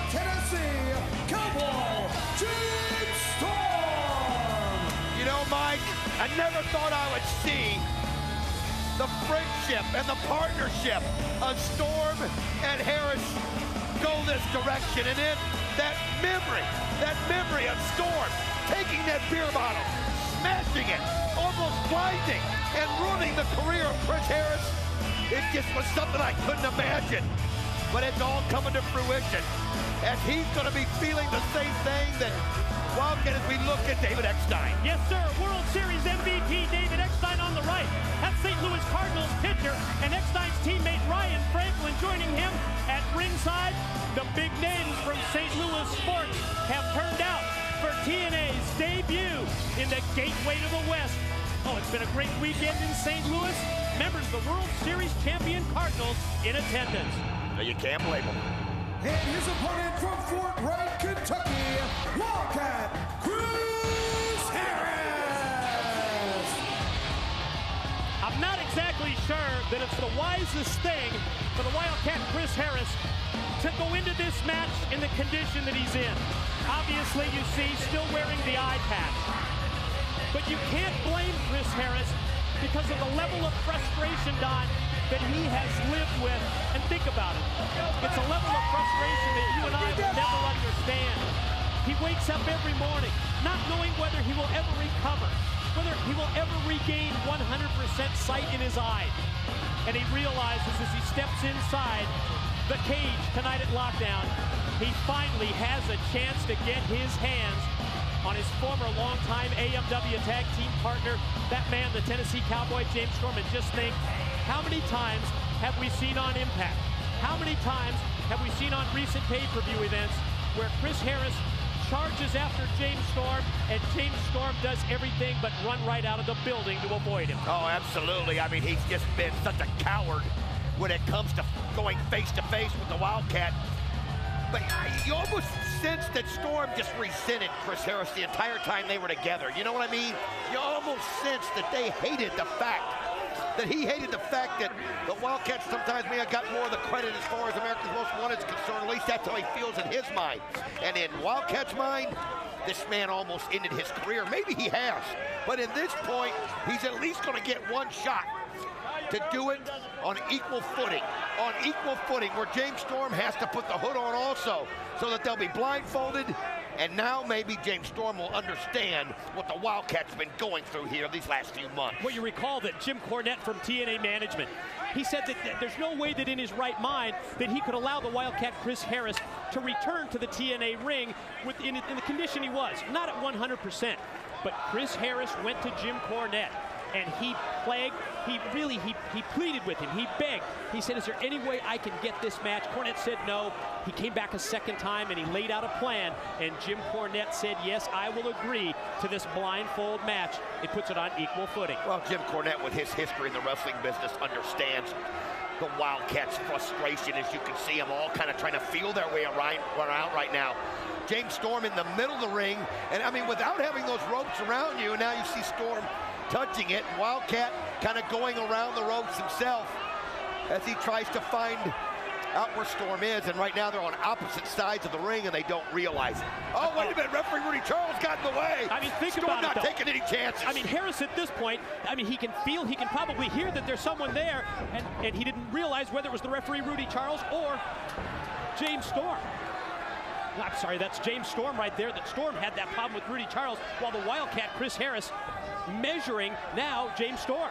Well, you could see it's one of those things where eventually you've got to almost just sense where your opponent is, and when you do and you feel it and you realize it's him, you don't wait for a second as they're so close right here, don't realize it, and they almost go right by each other and they don't even touch. Wait a minute, I think that Wildcat feels Storm, and he thought he had him, and again goes over to the cage and now going in the opposite direction. Boy, it's equal footing for both men here, both Chris Harris and James Storm, but at the same time it makes it so difficult when they have these hoods, these blindfolds in place. And the crowd trying to help them along and tell them that all that does is confuse them. All the noise being yelled at them, I mean, it almost takes away that sixth sense that you've got to have in a match like this. Oh, there it is. Well, both men go for a punch and neither connects, both go down. One thing about it though, did you notice the punch itself? I mean, they didn't hold back for 1 second. If that would have connected, somebody was going down and going down hard. Well, the ferocity of both men as they tried to lay each other out with those shots. I mean, it's just the buildup of the months and the months that these two have been pretty much at each other's throats ever since the breakup of America's Most Wanted. Don, when you talk about the most decorated tag team in the history of TNA. Well, what they've got to do right now is they've got to find a way to shorten this ring and corner them. As you can see, they're just kind of, again, just winding themselves around. Now they connect, and now you see the Wildcat goes right after it. James Storm just escaping to a corner.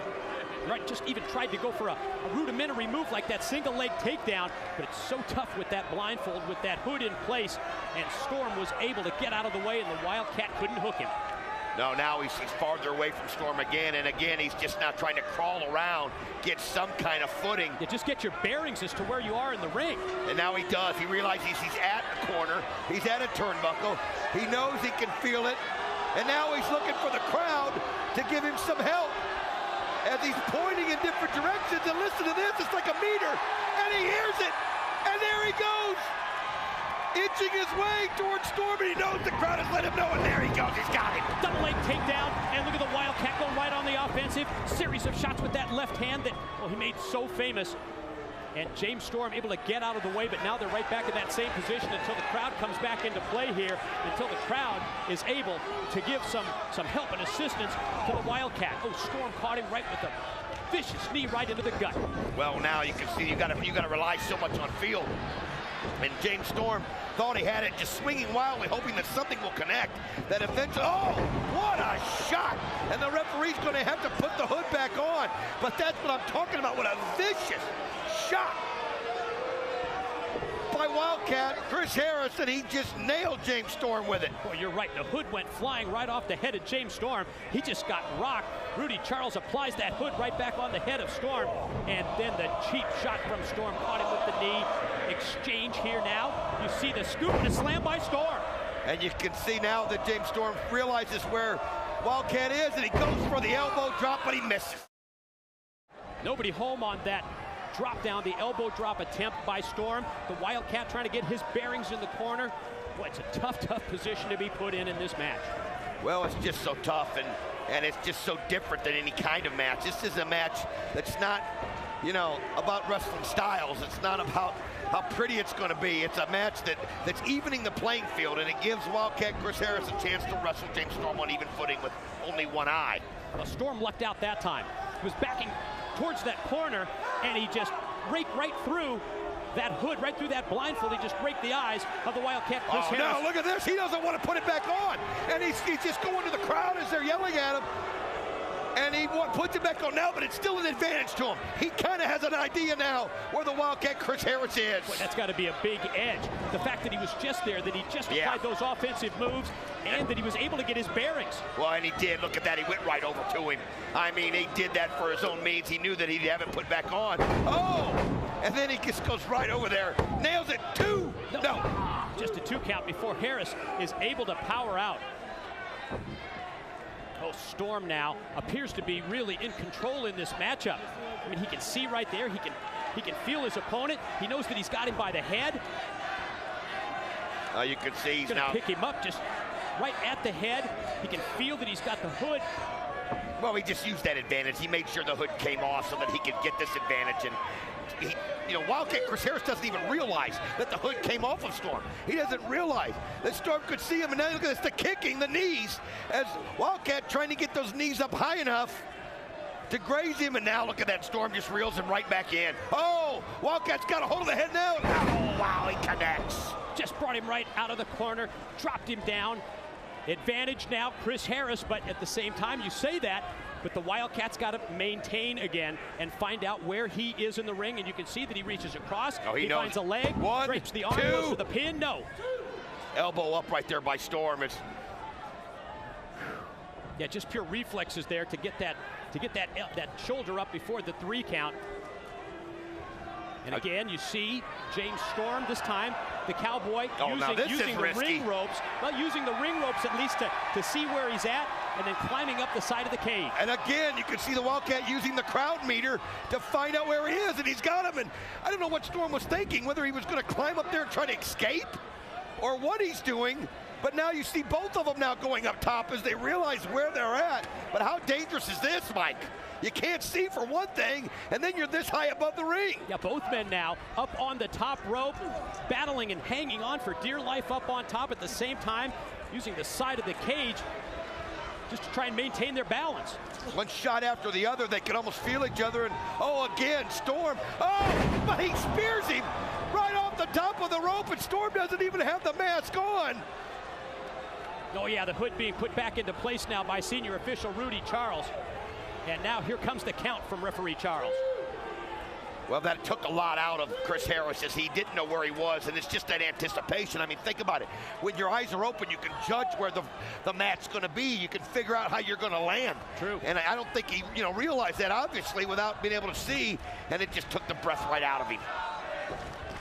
Now both men up to a knee. You can see Storm back up to both feet now. Swing and a miss. Shot off into the ropes. He just backed right up into the Wildcat. And Harris takes him up.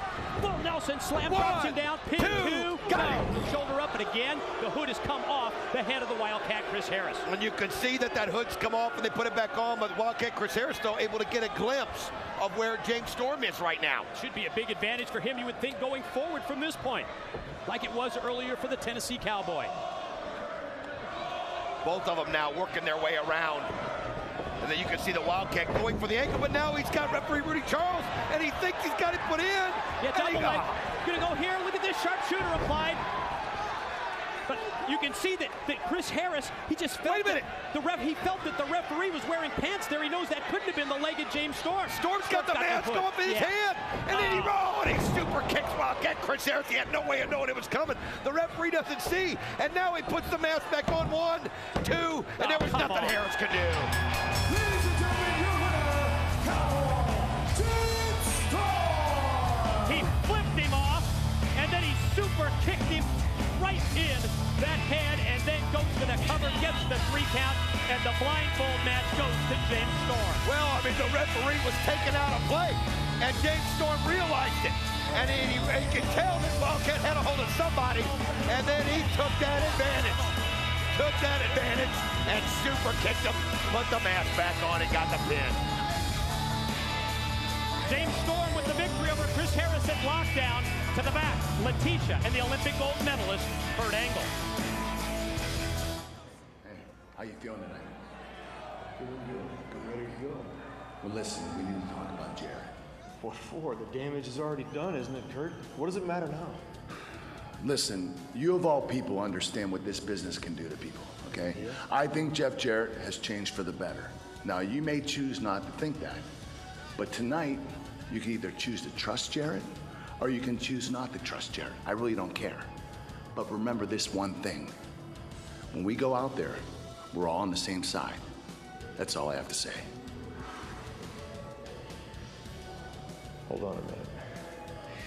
I remember the match that Jeff Jarrett did after Bound for Glory, and I know you were there that night, weren't you, Kurt? You saw his face then, didn't you? Yes, I did. You saw something happen in him that night, didn't you? Yes, I did. I saw it too. Yes, that's right. We talked about it. I saw it firsthand, up close and personal. I don't know how, I don't know why, I don't know what happened to him, and I know it's none of my business either. But I do know this, that night after Bound for Glory, something happened to him. He was a different man. So for tonight, Kurt, I'm gonna give him the benefit of the doubt. But if he screws me over one time, it'll be shame on him. It'll be bad for you too. This job sucks. Boy, we've seen the reaction from the War Machine Rhino. We heard how vocal Samoa Joe was, and now Sting. Boy, it sounds to me like there are problems, there's mistrust, all the part of Team Kurt Angle.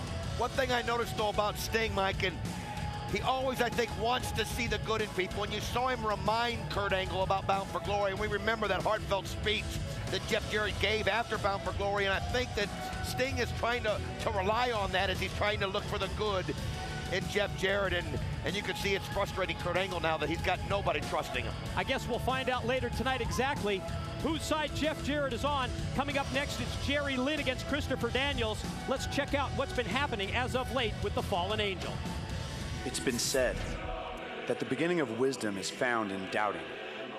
That by doubting, we come to the question, and by seeking, we may come upon the truth. Well, for too long now, I've doubted my purpose. I've doubted myself. And that doubt now is over. Because now I seek the truth.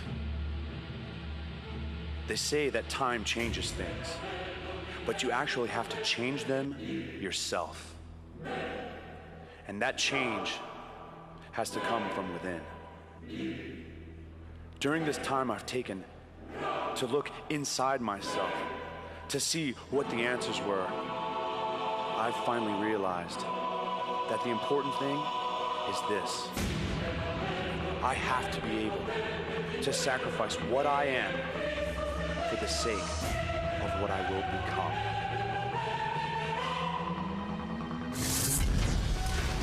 Who will feel the wrath of X? The X Division pioneer, Jerry Lynn, takes on the Fallen Angel, Christopher Daniels. Ladies and gentlemen, the following contest is scheduled for one fall. Introducing first, from Minneapolis, Minnesota, Jerry Lynn! Here comes the pioneer of the X Division. Yes, former X Division title holder, Jerry Lynn. And he has had his problems as of late with the Fallen Angel. This is his opportunity to get Christopher Daniels inside the cage. And his opponent from the City of Angels, he is the Fallen Angel, Christopher Daniels! Mike, we're looking at a man I don't understand, a man that personified what the X Division was all about. Somebody that just handled himself with such style, such grace, such integrity. And now we're seeing a guy that is on his own mission. He's on his own agenda. And I'll be honest with you, I have no idea where he's coming from. And it's just hard to picture the Fallen Angel in this way. I mean, we call Jerry Lynn the pioneer of the X Division. But if you think about it, Christopher Daniels, he was one of those men. Christopher Daniels took pride in building the X Division to the level that it's become today. But the behavior that we have seen as of late, there's just really no explanation for it at all. I mean, he was to set an example. He's to wrestle by the book. He paved the way for youngsters. He never behaved like this, and boy, oh boy. Just that look he gave you when he came over to the table as you're talking. I saw the eye contact. Just giving you, I mean, not blinking.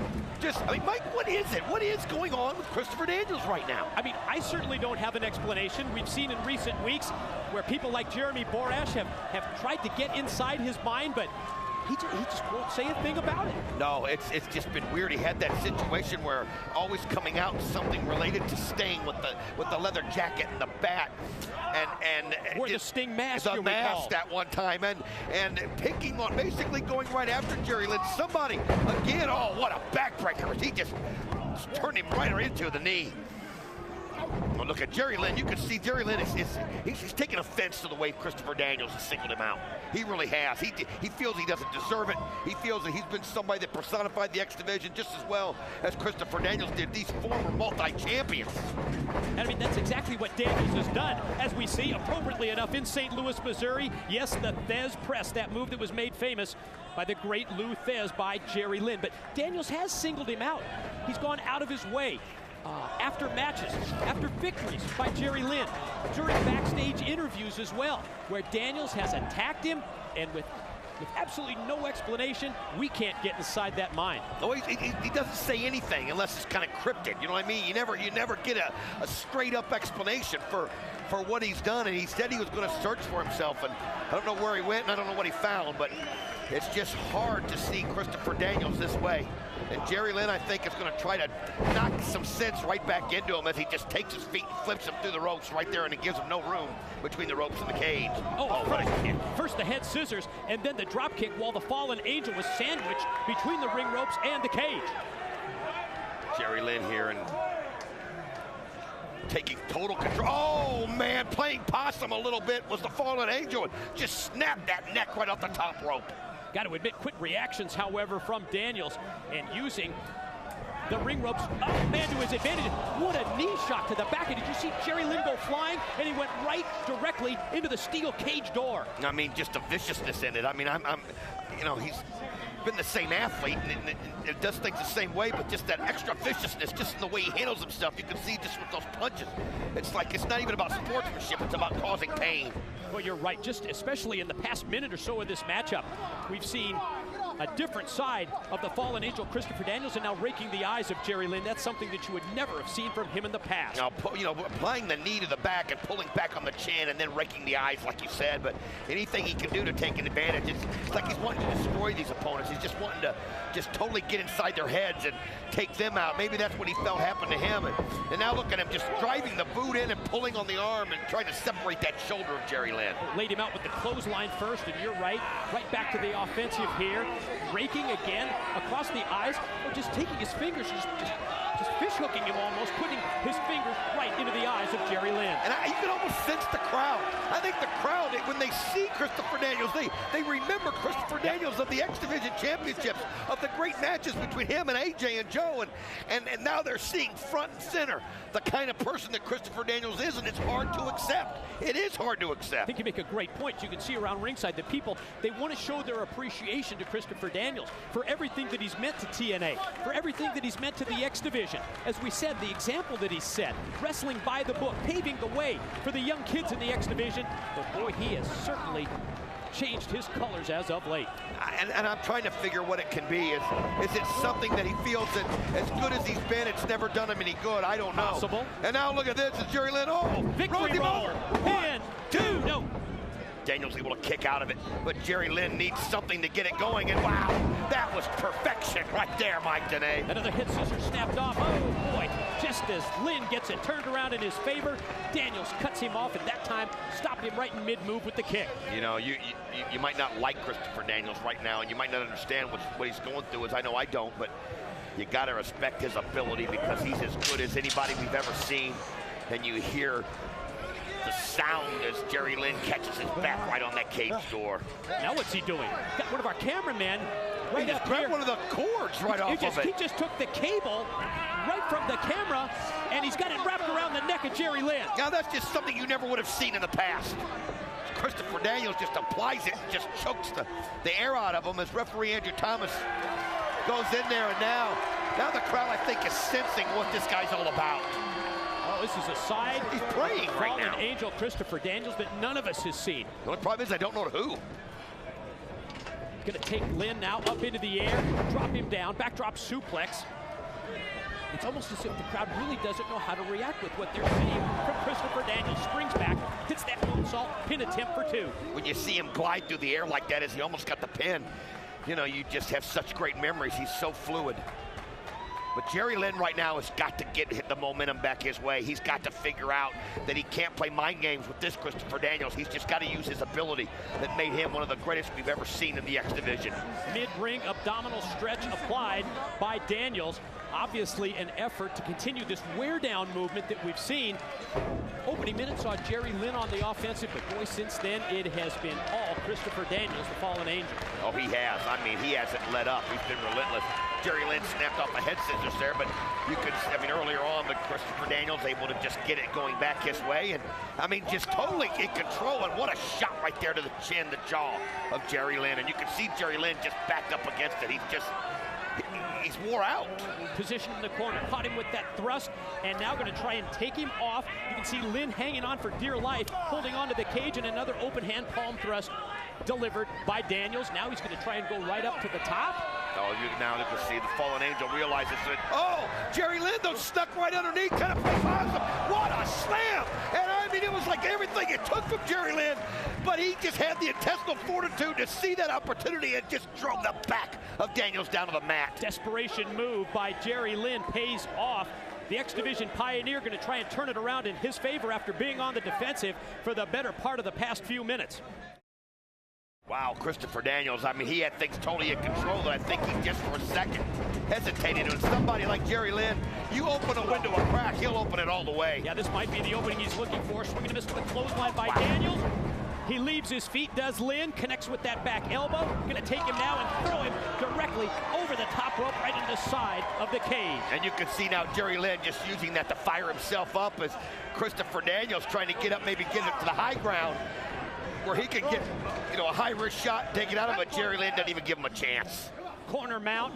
Going to try and rein in those blows, and does. The series of shots as the crowd chants along. Right hand after right hand by Jerry Lynn, connecting to the top of the head of the fallen angel. A weary Daniels back out to the middle of the ring, and when he turns around, Lynn is there, catches him, follow pin attempt for 2. Man, he just snaps that off, and he just hits it with such precision. It's when he sees the moment, Mike, he doesn't wait for a second. I mean, that's what makes the wrestler so great like that. The no hesitation. You can't second guess yourself, and he didn't. Daniels connects with the jawbreaker. Went to try and lift him up into the air for a slam. Lynn avoids him, rolls through. Quick float over, DDT. Spiked him, dropped him right on his head. 1, pin. 2. No, just barely got the shoulder up before 3. Christopher Daniels just on instinct gets that shoulder up in the air. But now you can see Christopher Daniels, it's almost like, well, this is obviously what you wanted. You've got a chance now to be this new person in the ring, but he's got to be wondering, because you know, if you're going to pick a fight with somebody like Jerry Lynn, you better be prepared for one of the best there is. Daniels follows up the offensive. Caught him first with the boot. Now going to try and shoot him off, and does. You see that Daniels hooks the top rope and then elevates his opponent. He sends Lynn back first into the cage. Right into the cage, just upside down as he flops there on the ground, and there's just no room between the ropes and the cage. Now you can see Jerry Lynn trying to get to his feet, but Christopher Daniels, I think, is measuring him up. Both men to their feet, but you're right. He just took him right down, pin, and no. 2 count only for Daniels that time. He came right across with the judo move and took Jerry Lynn down to the canvas, but not able to put him away. Nobody measured it perfectly, and now you could just see how precise he's being as he's just contemplating what he was going to do. It looked like he was going to go for a headbutt or something, but Jerry Lynn able to just drive the fist into the stomach. Yeah, fighting back from his knees is Jerry Lynn. Series of blows, and now you see the mid-ring exchange as both men connect with lefts and rights. I mean, they're just swinging, throwing punches everywhere they can. One to the gut and then the knee to the gut right there. They just kind of slowed things down as Daniels able to hit it, but Jerry Lynn ready to counter. Going for the cradle pile driver here. Patented move, cradle pile driver on the way, but you see the quick reversal. Oh, and Daniels just takes right over. Man, just slammed him right down, and again, the fallen angel looks up to whatever God he's praying to, and now he goes into BME. Oh, it's all, but he misses. Jerry Lynn just rolled out of the way. A split second in time, and man, it was pretty in the air, but what a bad landing. Yeah, the BME, the best moonsault ever, as named by the man who just missed, the fallen angel, Christopher Daniels. Now, opportunity for Jerry Lynn to turn it back around. Jerry Lynn now takes him up, and then again, oh, wow, Jerry Lynn just puts his face right in the mat, Mike. Here it goes. Off the TKO, 1, here's the pin, 2. hook. Had the other leg scissored? No, just another 2 count for Lynn. Oh, Jerry Lynn has done everything. He's taken the patented moves out of his repertoire here, and he's come up just short as he's not been able to put away the fallen angel, Christopher Daniels. Oh, but it just takes you back watching these two in the ring.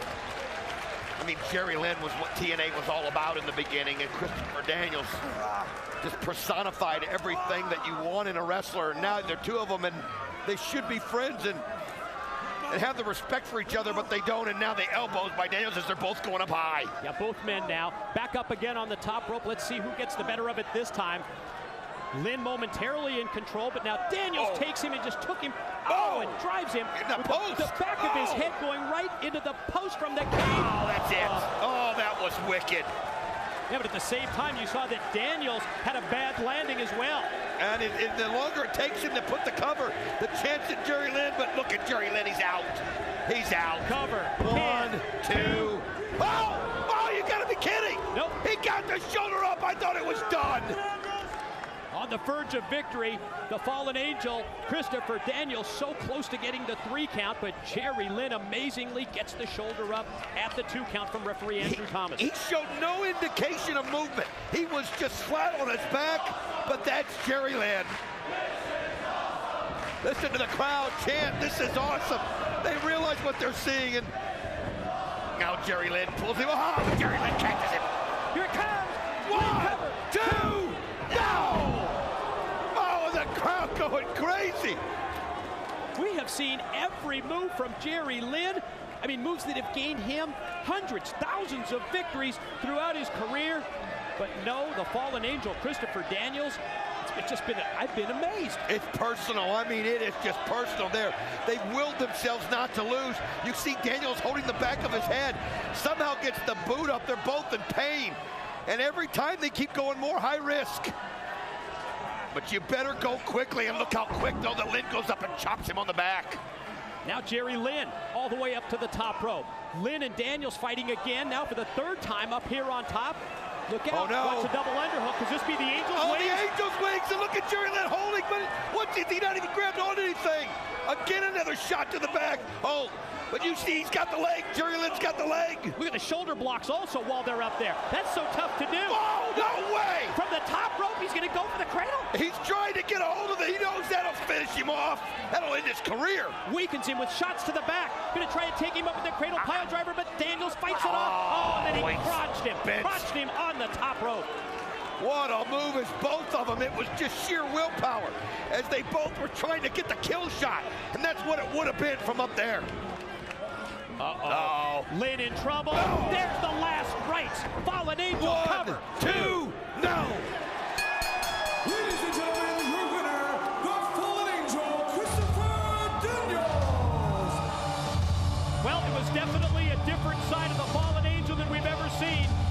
Far more vicious, and in the end, it gains the victory as Daniels defeats Lynn. Well, you saw when he had Jerry Lynn that last second again, it was the no hesitation. He went for the last right, and he snapped it off, and he snapped it off hard, and I just don't think Jerry Lynn had anything left, Mike. Daniels gets the victory at Lockdown. Let's send it to the back. Jeremy Borash standing by with the team that challenges for the tag team title, Team 3D. A combined 19 World Tag Team title reigns in every major organization in the world, but here in TNA. Gentlemen, you are about to attempt to solidify your legacy as the most decorated tag team in professional wrestling history, but you're going to have to do it inside the electrified steel cage. Borash, it sounds a little cliche, but the time for talking has ended. I'm sick and tired of hearing the sound of my own voice. I'm sick and tired of coming out here month after month and saying that we are going to win the NWA World Tag Team titles and that we are going to beat the crap out of LAX and we are going to get the job done, only to be screwed month after month, night after night, week after stinking week. LAX, what you've done to us and our families in the past 4 months has never happened before. So tonight, we get you an electrified steel cage. The United States puts electrified fences up to keep people like you out. Well, tonight, that electrified cage is up to keep you people in. And if having 10,000 volts of electricity run through the both of our bodies just to finally win the NWA World Tag Team titles, the most glorified tag team titles in the history of our business, then so be it. Tonight, we complete our legacy. Tonight, we take our seat up there with the rest of the great tag teams that have existed in our business. Tonight, we become 20-time World Tag Team Champions. And in the words of some of our heroes, Terry and Dory, LAX, Conan, funk you. Oh, my brother, testify! At Lockdown, we are all in. Our legacy versus your NWA World Tag Team titles. You want another chance? You face us in our type of match. You know at the border how you put up a fence and you juice it up with electricity? Let's have a steel cage match, electrified.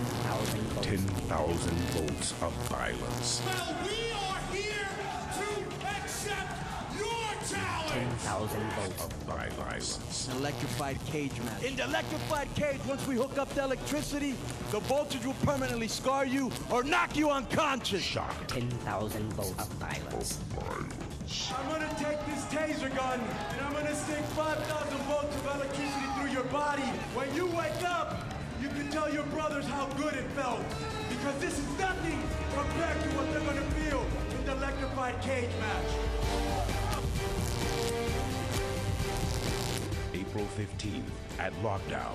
Professional wrestling's fiercest tag team rivalry will be settled once and for all. You wanted our legacy. 3D, your legacy cannot be complete until you beat us for the tag team championship. We set the rules now. We beat you at your type of match, a Little Italy street fight. You earn a legacy. A ghetto brawl. Just like St. Louis has earned the legacy of being one of the most crazy and passionate wrestling towns in America. For the first time in the United States, the World Tag Team Championship will be on the line in the shocking surroundings of the electrified 6 sides of steel. It will be 6 sides of shock. 10,000 volts. 10,000 volts of violence. Now we find out who really is the best tag team in the world. 10,000 volts. The cage will be electrified. It's Team 3D versus LAX in an electrified cage match for the NWA World Tag Team titles.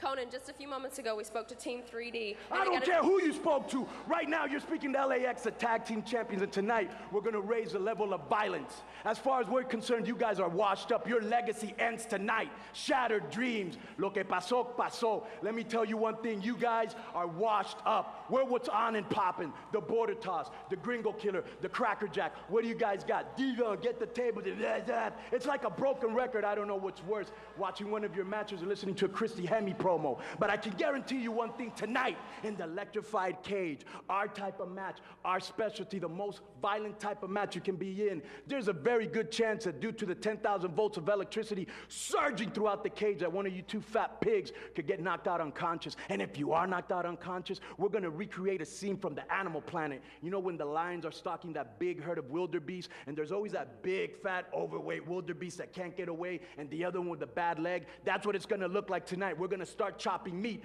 You're gonna need a lot of luck to beat us because you ain't on our level anymore. You don't have our skill. You don't have our intensity. I will tell you one thing. I hope you do have luck on your side, because if you do, bring all the horseshoes you can muster, all the rainbows, all the shooting stars, all the rabbit's feet, because you're gonna need them. But as far as I'm concerned, those championships stay with the Latino nation, with LAX, con mi gente, con mi raza. Órale, arriba la raza! For all you people watching this, channel 5150, LEX TV. To live and die in LAX. Bullet, bullet. Get ready for the second of 2 championship matches tonight at our Lockdown pay-per-view. This is for the NWA World Tag Team titles, and let's set the stage with the taglines. For the first time in TNA history, the 10,000-volt electrified cage is the battleground for tonight's World Tag Team Championship showdown. The champs have dominated the challengers in head-to-head meetings. LAX gaining victories over 3D in the Ghetto Brawl and the Little Italy Street Fight. Brother Ray, Brother Devon, they've held the ECW, WWE, and WCW World Tag titles in their careers. Tonight, they have a chance to fulfill their legacy if they capture the NWA Tag Team Gold.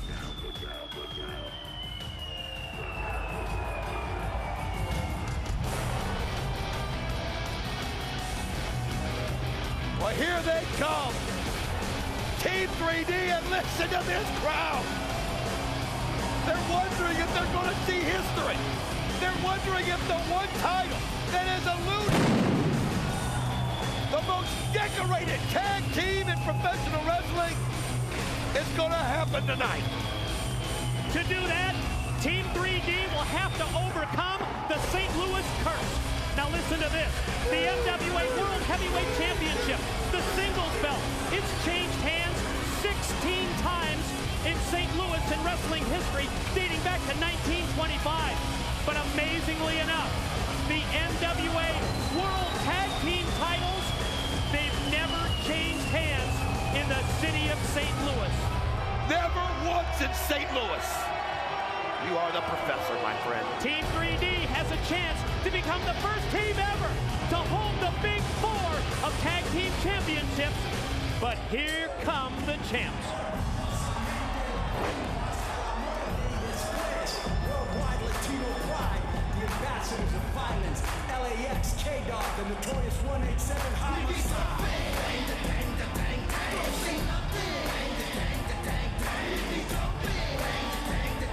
Mike, as I see Homicide and Hernandez coming down, the one thing that is conspicuous by his absence, and that is, of course, the mouthpiece of LAX, K-Dog, Conan, not coming down with them, and that has got to be a mind game that he's playing with Team 3D. I mean, we know for a fact that Conan is here.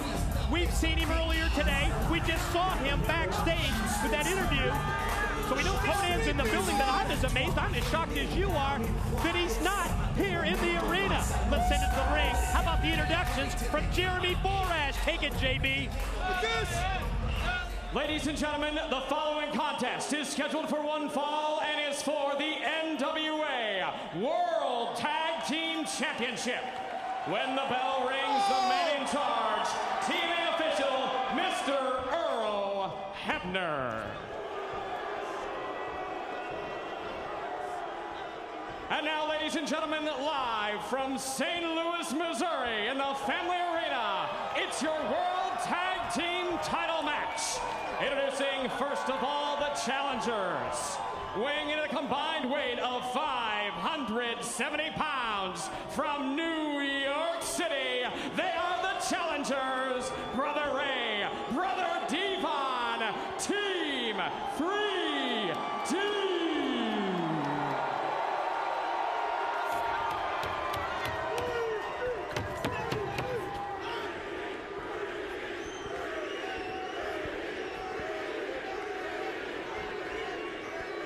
And now, ladies and gentlemen, introducing their opponents. At a combined weight of 472 pounds, representing the Latino nation, Homicide and Hernandez. They are the NWA World Tag Team Champions, the Latin American Exchange.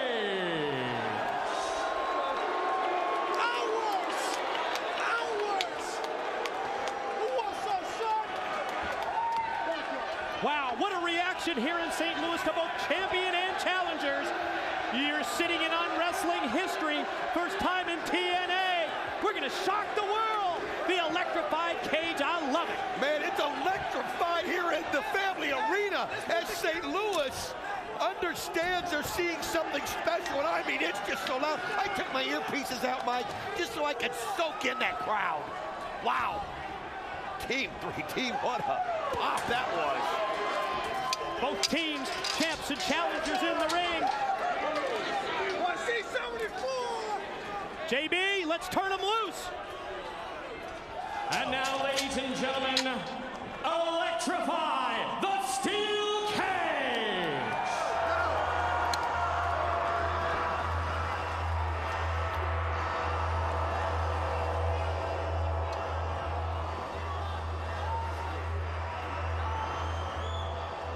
We talked about how dangerous the matches are at this Lockdown pay-per-view. I don't think it can get much more dangerous than this, Don West. I understand that at different times there's alternating currents of electricity. There's different levels at different times, the ebb and the flow. And if you make contact with that electrified steel cage, it can absolutely immobilize you. And here we go, Team 3D turned loose. And I mean, the crowd isn't, listen, the ropes are so close to the cage. When you get somebody over there, you've got to be careful you don't accidentally reach around. But I want you to notice something. Look at LAX, and I noticed this earlier. They have thick rubber boots, Mike, that got soles like about 2 inches. That's going to be their advantage, and look at the gloves that Homicide has on. I mean, think about that. He's taking every advantage that he can if he does get shot to soften the blow. They stack up LAX in the corner. First Devon. Watch the double team. The big man Hernandez fired off back first into the corner. Oh, you can see right here, it's Team 3D taking advantage, using their strength, and they're going to try to pick him up and throw him into the steel and fry him every chance that they can, and that's obviously the game plan. I love the strategy employed here by Team 3D. Brother Ray, Brother Devon, go for that beatdown early on, and then use the electrified cage to your advantage. Oh, man, that's the door, though. He's lucky. He caught the steel door, probably the only place on the cage it's not electrified. I think he got one leg on the door and one leg on the electrified part of the cage. Now, attention turned to Homicide. Here's this double team move from Brother Ray, caught him with that big boot. I mean, you can hear the hum. You can hear the hum going into the electricity. And when they hit, you're just going to see it in their reaction because that electricity will just go right through their bodies. Up to 10,000 volts, Don, I'm told.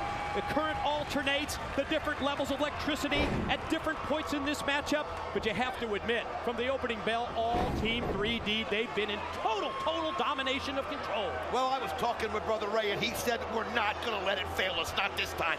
We've been so close. It's gotten out of our grasp so many times.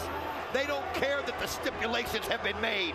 And look at this, as you can see, Brother Ray almost had his hands on the cage, but able to get him in. But man, when you're at those ropes, you're still that close to electricity. I mean, that's half the battle in this match. Obviously the offensive moves, but at the same time, you've got to be defensive to do everything within your power, not to make contact with the electrified part.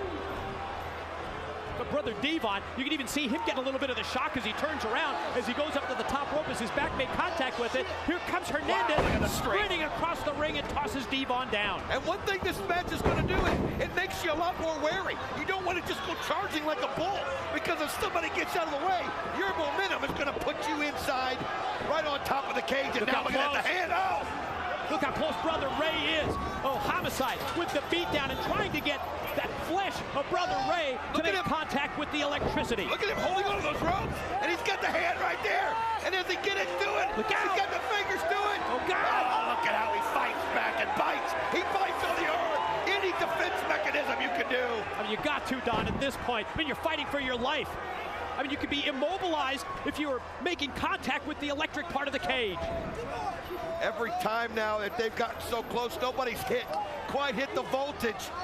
But what is it? What's in the hands? That's a chain of some sort in the hands of Hernandez. It's in his right hand. And at the same time, Homicide took off the gloves, and he's applying the beat down to Brother Ray, but you're right, Hernandez using the chain on Brother Devon. He put him right on it. He stuck his hand on the cage, and you can see Homicide just cringing in pain. And you can see Homicide still waving the hand.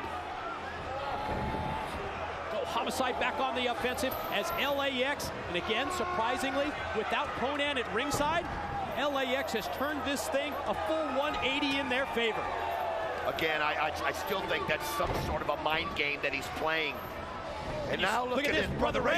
He's got that chain.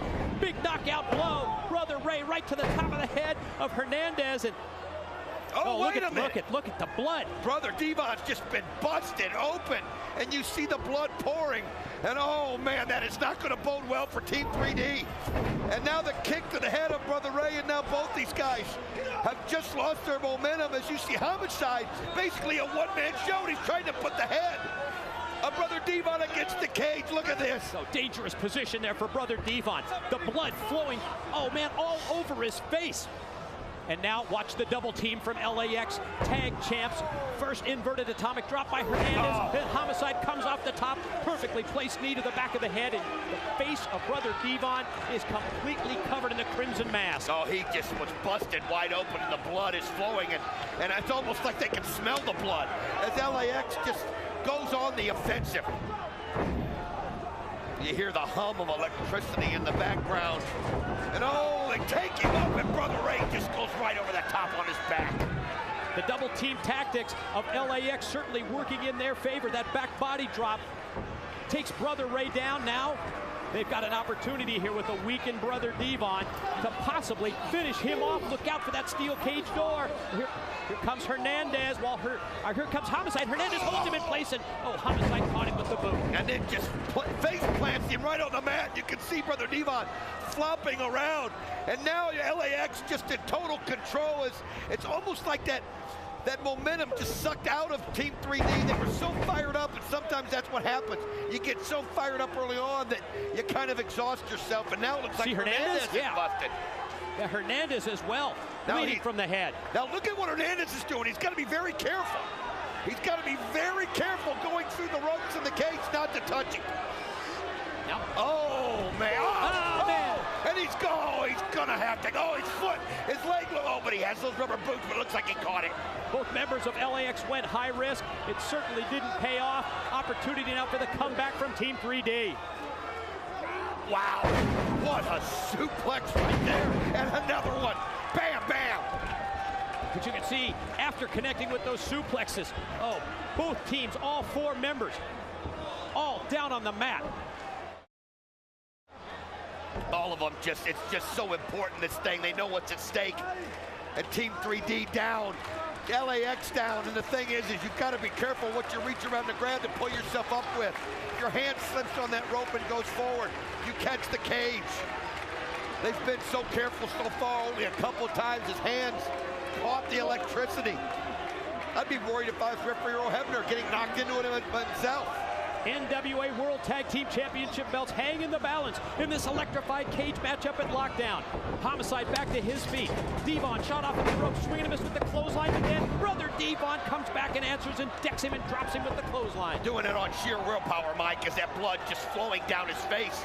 But it's like he can, and he just takes the head and just drops it right there on Homicide. Well, we were talking about Konnan and how surprised we were at his absence, that he hasn't been out here at ringside. But Don, right by the broadcast position, we can see that Konnan in the wheelchair is being brought down towards the ringside area by a member of the Latino Nation.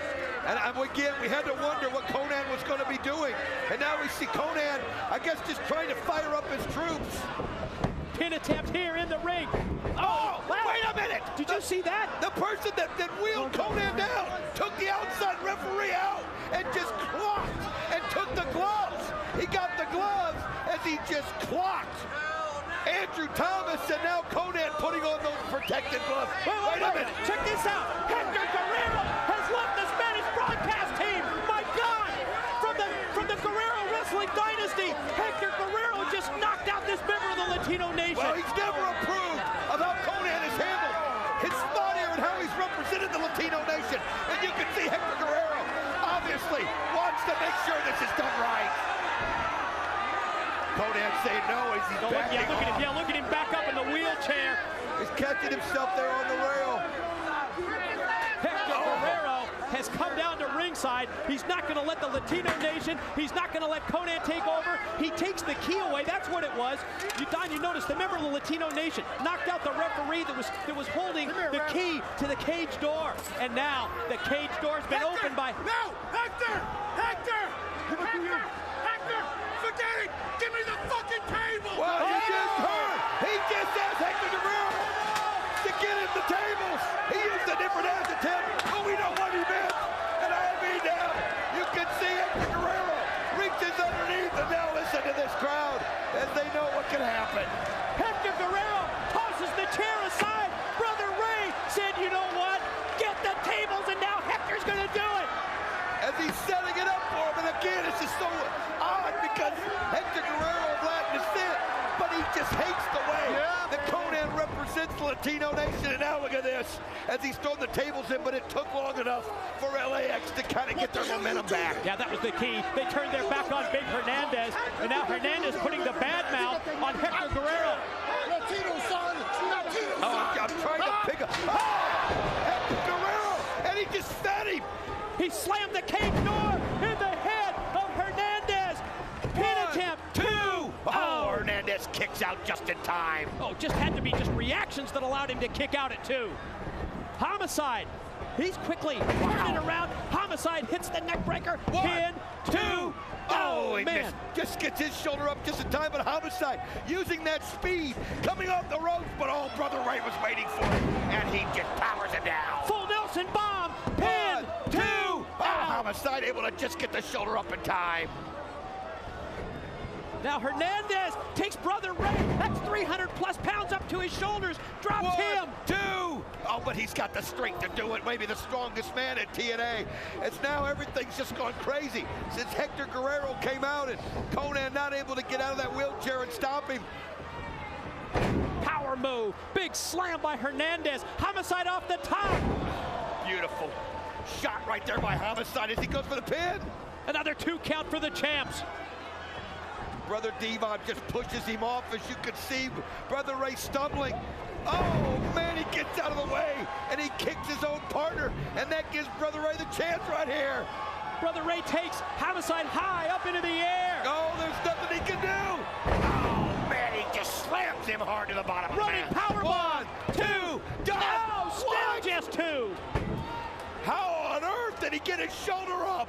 Everything but a 3 count, and then when Brother Ray gets up, he gets decked by Big Hernandez in the clothesline. Now Hernandez, LAX, no! So close right there as now Brother Devon comes right over at Hernandez. I can't believe the Homicide able to get his shoulder up after that. Now look at the strength of Hernandez. He's got him up high. Gonna be the border toss. Can he do it to Brother Devon? And he throws it right in again. Right in, and he just felt the electricity zap him. He sent him airborne, and you saw that. The alternating current from the electrified cage as he made contact, as his back went right into the cage. What a shot as he got him right into it. Oh, man, Brother Devon in trouble. Oh, well, he's just trying to recover at this point. Big shot from Brother Ray. Now Brother Ray going up. Got to be very careful. From the middle rope, Brother Ray measures, drops the elbow. An elbow drop as he just jams him on. Cover. 2.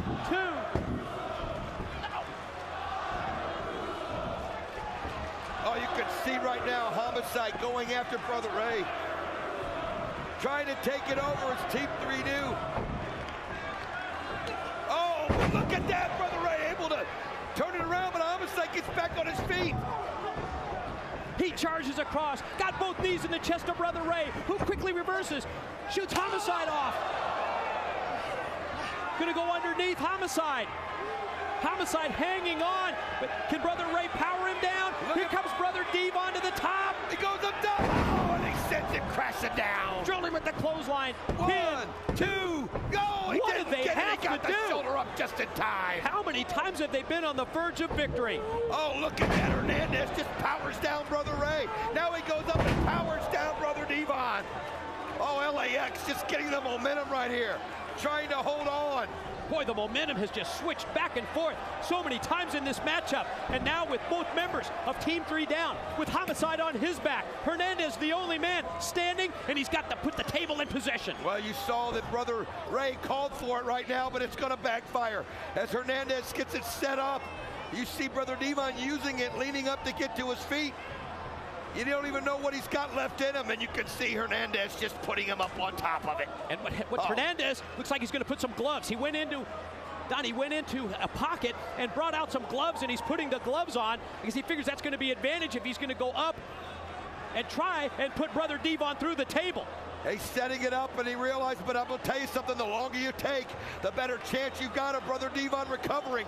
And now he goes up, and he's going to use, oh my gosh, what's he going to do? You got to watch out. He's got to be careful. Oh, you sure do. He's using that door. Yeah, look how close he is. You see the gloves, how close he is to making contact with the electrical part of the cage. Now he's got those boots. Now keep in mind. And look at the way he's straddling the cage, sliding the cross. Wait a minute. No way. What is he doing? This is just unreal, but with those leather boots, he's able to at least put it on there for a second. This is a 300-pound man. Oh my God, he crashes right into the table. And Brother Devon gets out of the way. Oh my God. Brother Devon miraculously off the table. And Hernandez, you talk about a crash and burn, 300-plus pounds off the top of the cage right through the wood. Unbelievable as he took so much time climbing up. He was trying to be careful. He put on the gloves. He had the leather soles, the rubber soles, and now look at but a beautiful head scissors right there by Homicide on Brother Ray. Quickly, Devon shoots Homicide off. Clothesline doesn't connect. Neither does the back elbow. And as Homicide comes in, he tosses him right into the electrified cage again. And they set him up. This is a chance right here. It's Hammerstein. Here it is. Good knee. Right here it goes. Cover. 2. They done it. Ladies and gentlemen, your winners and new NWA World Tag Team Champions, Team 3D. They have finally done it. They now add the NWA World Tag Team titles to their resume, and they just broke the St. Louis curse. Team 3D fulfills their destiny, fulfills their legacy. LAX, the former champs, quickly to JB with Kurt Angle. It's crunch time, Kurt Angle. The Lethal Lockdown match is up next. Your team not on the same page. In fact, the locker room scuttlebutt is you called Jarrett out of desperation. What'd you say? Desperation? Desperation? Hey, what I did was right. Every time I turn, someone tells me I did something wrong. They criticize me. They question my integrity. My job of Team Angle, I am the captain. My job was to assemble the best wrestlers I could, the best 5 wrestlers in the world, and that's what I did. Could Jeff Jarrett be trusted? I would have never made that phone call to him if I didn't think so. Because Joe and Rhino and everyone else doesn't trust me, doesn't trust Jeff Jarrett. They don't understand one thing. If Jeff Jarrett screws Team Angle, Jeff Jarrett screws Kurt Angle. And that would be bad for Jeff Jarrett. I'm here tonight to announce the main event for the Lockdown pay-per-view. A 10-man Lethal Lockdown. Lethal Lockdown. 2 tons of unforgiving steel. Merciless. Daunting. One of the most brutal concept matches in TNA history. Christian Cage will captain one team. Kurt Angle will captain the other team. 10 men will enter. 2 teams will wage war inside the Lethal Lockdown. When every warrior has entered this ominous structure, their fate will be sealed once and for all. In this chamber of doom, weapons are not only legal, but a necessity as they hang from the ceiling. It's your responsibility between now and Lockdown to pick your own teammates. AJ Styles is the first recruit for Team Cage at Lethal Lockdown. Here comes Christian Cage, and he attacks right up from behind. Oh, come on, this is disgusting. Of the 3rd member of Team Cage, Abyss. Abyss doesn't want to be on your team. He's tired of being led around and told what to do. Those days are gone. He saw the light and he's a new man. But we're going to find out whose side Abyss is on. Hell has indeed frozen over. Yes, hell has frozen over. And Sting and the Monster Abyss have become an unbelievable tag team. What in the world? James Mitchell's backing. Who's she? It's as if Abyss, he's torn. Look at him. He wants to go help Sting. And then obviously this woman has some kind of a power over him. Big pop, Scott Steiner just drilled Sting right across the back. The referee doesn't see it, and now AJ, oh, this is just wrong. Introducing the 5th and final member of Team Cage, Tom Cole. Team Cage is complete and ready for Lockdown. Cage, what you're looking at is 3 parts of a machine. The machine that's gonna run over you, AJ Styles, and anyone you bring to Lethal Lockdown. Team Angle is now the team that I'm questioning. You said you would build a team that could take them out. And what do we got? A 3-on-5 massacre. I count 5 on my side against 3 on their side. If you hadn't promised every single one of these guys a title shot, you wouldn't be able to find 4 partners. You don't pick people to get title shots. I do. The Lethal Lockdown match. Whichever man scores the winning fall, whether it's on their team or your team, is gonna get a title shot against you at Sacrifice. How good's your little stipulation gonna be if Team Angle doesn't even make it to Lockdown? Lights out in the impact zone. It can only mean one thing, Sting. Check out that look of relief on the face of Kurt Angle because he now knows that he has his 4th member. So you need to introduce whoever the 5th player is going to be. The phenomenal AJ Styles, 1-on-1 against Samoa Joe. And look at this, AJ Styles camping out. Look at this face up right here in front of the broadcast table, and here we go. And everybody's just trying to find somebody here to get a piece of. And look at, wait a minute, what? Jeff Jarrett! Wow! What the hell? He just creamed AJ Styles, and he shows the 5 symbol. What a way to make a return to TNA! Jeff Jarrett returns, and he's the 5th member for Team Angle. the most dangerous match in TNA Lethal Lockdown. Ladies and gentlemen, it's time for your Lockdown main event of the evening.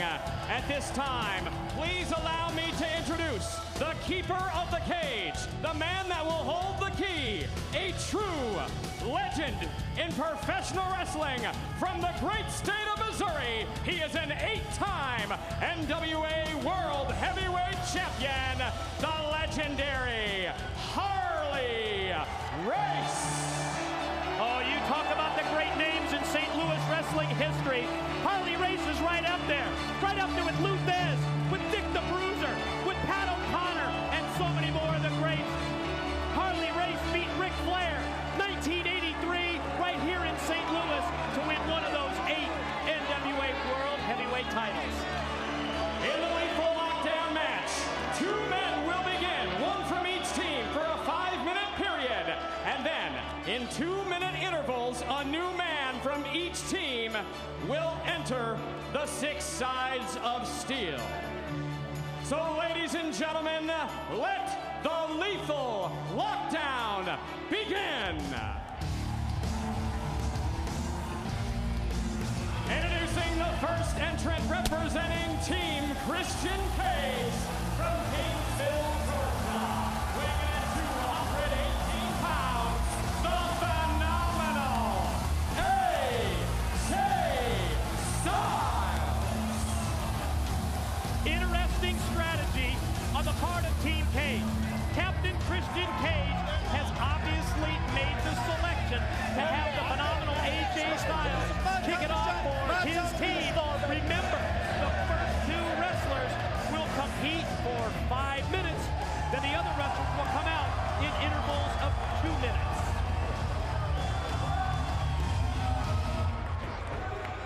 And now, ladies and gentlemen, representing Team Angle, the first entrant, he is professional wrestling's only Olympic gold medalist from Pittsburgh, Pennsylvania. This is Kurt Angle. I like this strategy by both teams. I think what you do, Mike, is you take your best conditioned athlete. You take the athletes that you feel can go the longest distance. With AJ Styles, that's what he is. He's such a fine-tuned athlete. And then you think of the Olympic gold medalist, Kurt Angle, and who better than himself, and I like it as a captain. He's a real leader as he puts himself out first. And look at when Kurt Angle takes off the Olympic colors. Check out what he's wearing. Yeah, the colors of the St. Louis Cardinals. And that crowd appreciated that gesture.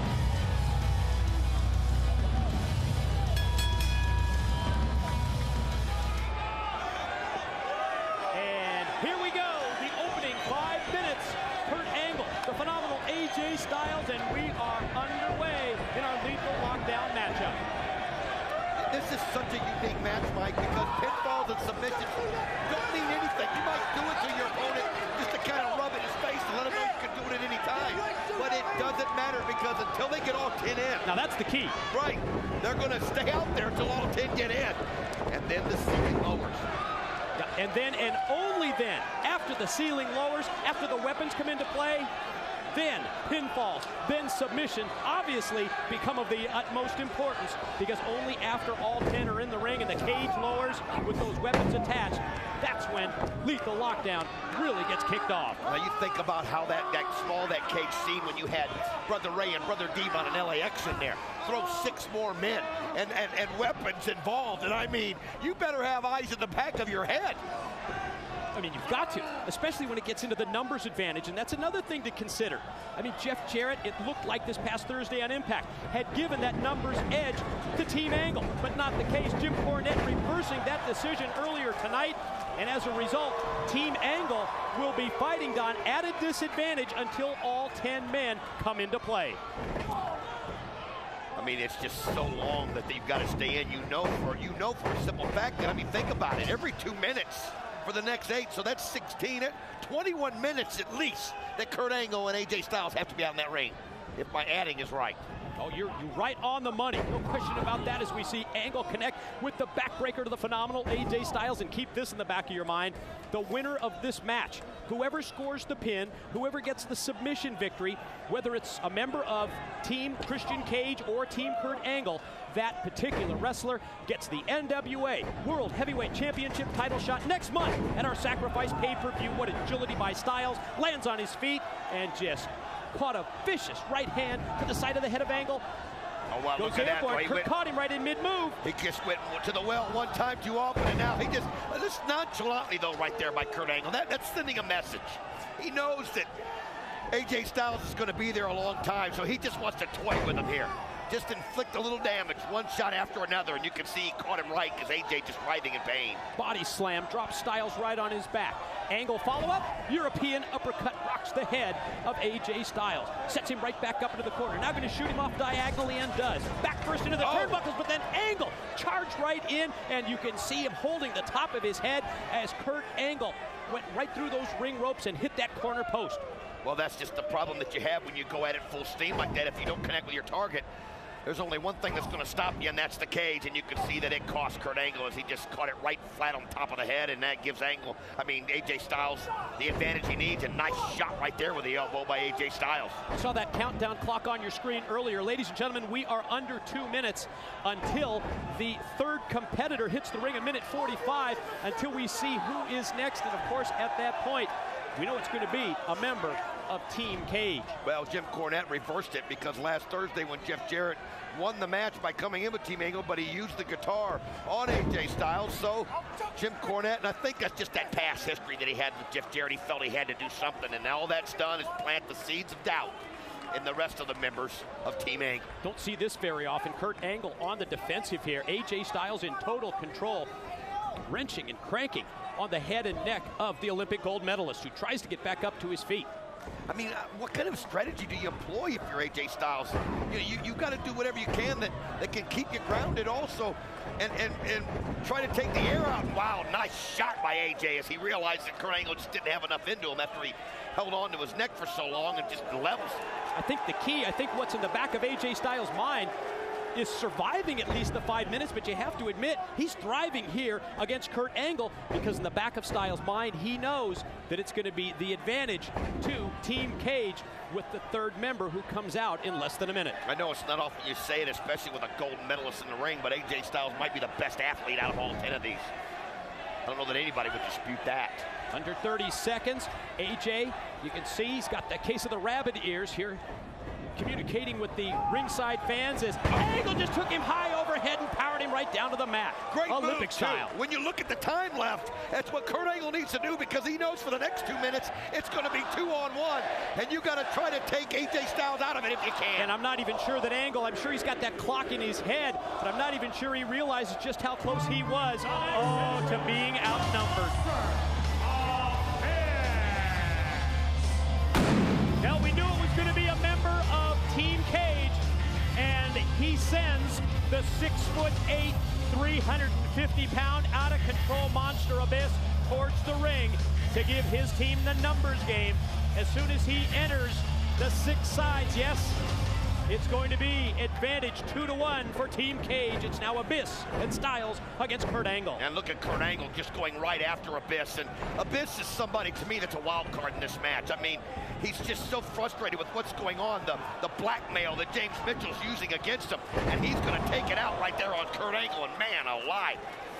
You notice this situation with James Mitchell, who came down with Abyss, and Harley Race, the former NWA World Heavyweight Champion and the legendary wrestler. Harley's here to make sure that there's no outside interference in this matchup, and he is putting the bad mouth on James Mitchell. Oh, he's giving him the stare down too, and let's face it, if Mitchell gets into a fight with Harley Race in this building, Mitchell's going to get torn apart limb from limb, and the crowd would riot. Angle, well, numbers game definitely at a disadvantage here. Abyss taking total control of this matchup. Series of shots to the head of Kurt Angle. AJ not even involved yet, just standing by and watching, but seems to be enjoying it. Well, you've got to be careful. You know, I mean, it could backfire. You could go in while Abyss is is raining down blows and catch one yourself. Kurt Angle's got to survive here. Kurt Angle has got to survive. What a shot right there by AJ Styles. As both these guys, I think, are just going to go after him one after another. 25 seconds away from getting another member of Team Angle into the ring to at least momentarily, or at least for 2 minutes, to even it up at 2-2. Oh, what a shot right there into the gut by AJ Styles. And Kurt Angle has got 12 seconds to hold on before he gets some help. But I don't know how much help he's going to be to whoever comes down. Oh, man, that's 350 pounds of Abyss charging across the ring and sandwiching Angle in the corner. The War Machine, Rhino. Well, you know he's not going to waste any time. As the War Machine goes flying right into the ring, and look at that. He knows that Kurt Angle's been in there. He knows that Kurt Angle's swore out at this point. He's got to give him a chance to recover, because they're going to need Kurt Angle all through this match. And look at the War Machine. Everything he's got right now, but he has to, because he's 1-on-2 with Kurt Angle there in the corner, and the War Machine just taking it to him. Well, the advantage you have here is it's a completely fresh War Machine. And Rhino, you see that? Hits the belly to belly. Is he going to go for the gore? Oh, why not? Trying to take Abyss out right from the beginning. Slow to get to his feet. As soon as he does, oh man, he was going for the gore, but he got caught in mid-move. Could be the choke slam. War Machine fights him off. Series of elbows. Here comes Rhino. You can see the War Machine. Oh, he goes right off the ropes and catches Abyss right in the head. And now he just immediately goes after AJ Styles. But now they gave Kurt Angle time to get up, and he's putting the boots to Abyss. 2-2 in terms of members in this matchup. Rhino's going to take Styles now and try and catapult him, and does. High, oh man, right took him chest first. Oh, he just catapulted him right into the cage. Meanwhile, you see Angle putting the beat down on the Monster Abyss, and communication between Angle and Rhino. Well, you can see Angle, being the captain that he is, just barking out instructions, and Rhino just, like clockwork, goes right after it. They're going to do the 2-on-1 on Abyss, and then they're going to probably concentrate on AJ, but nice double team. Yeah, double shoulder block. Angle and Rhino take down Abyss. Styles slow to get to his feet.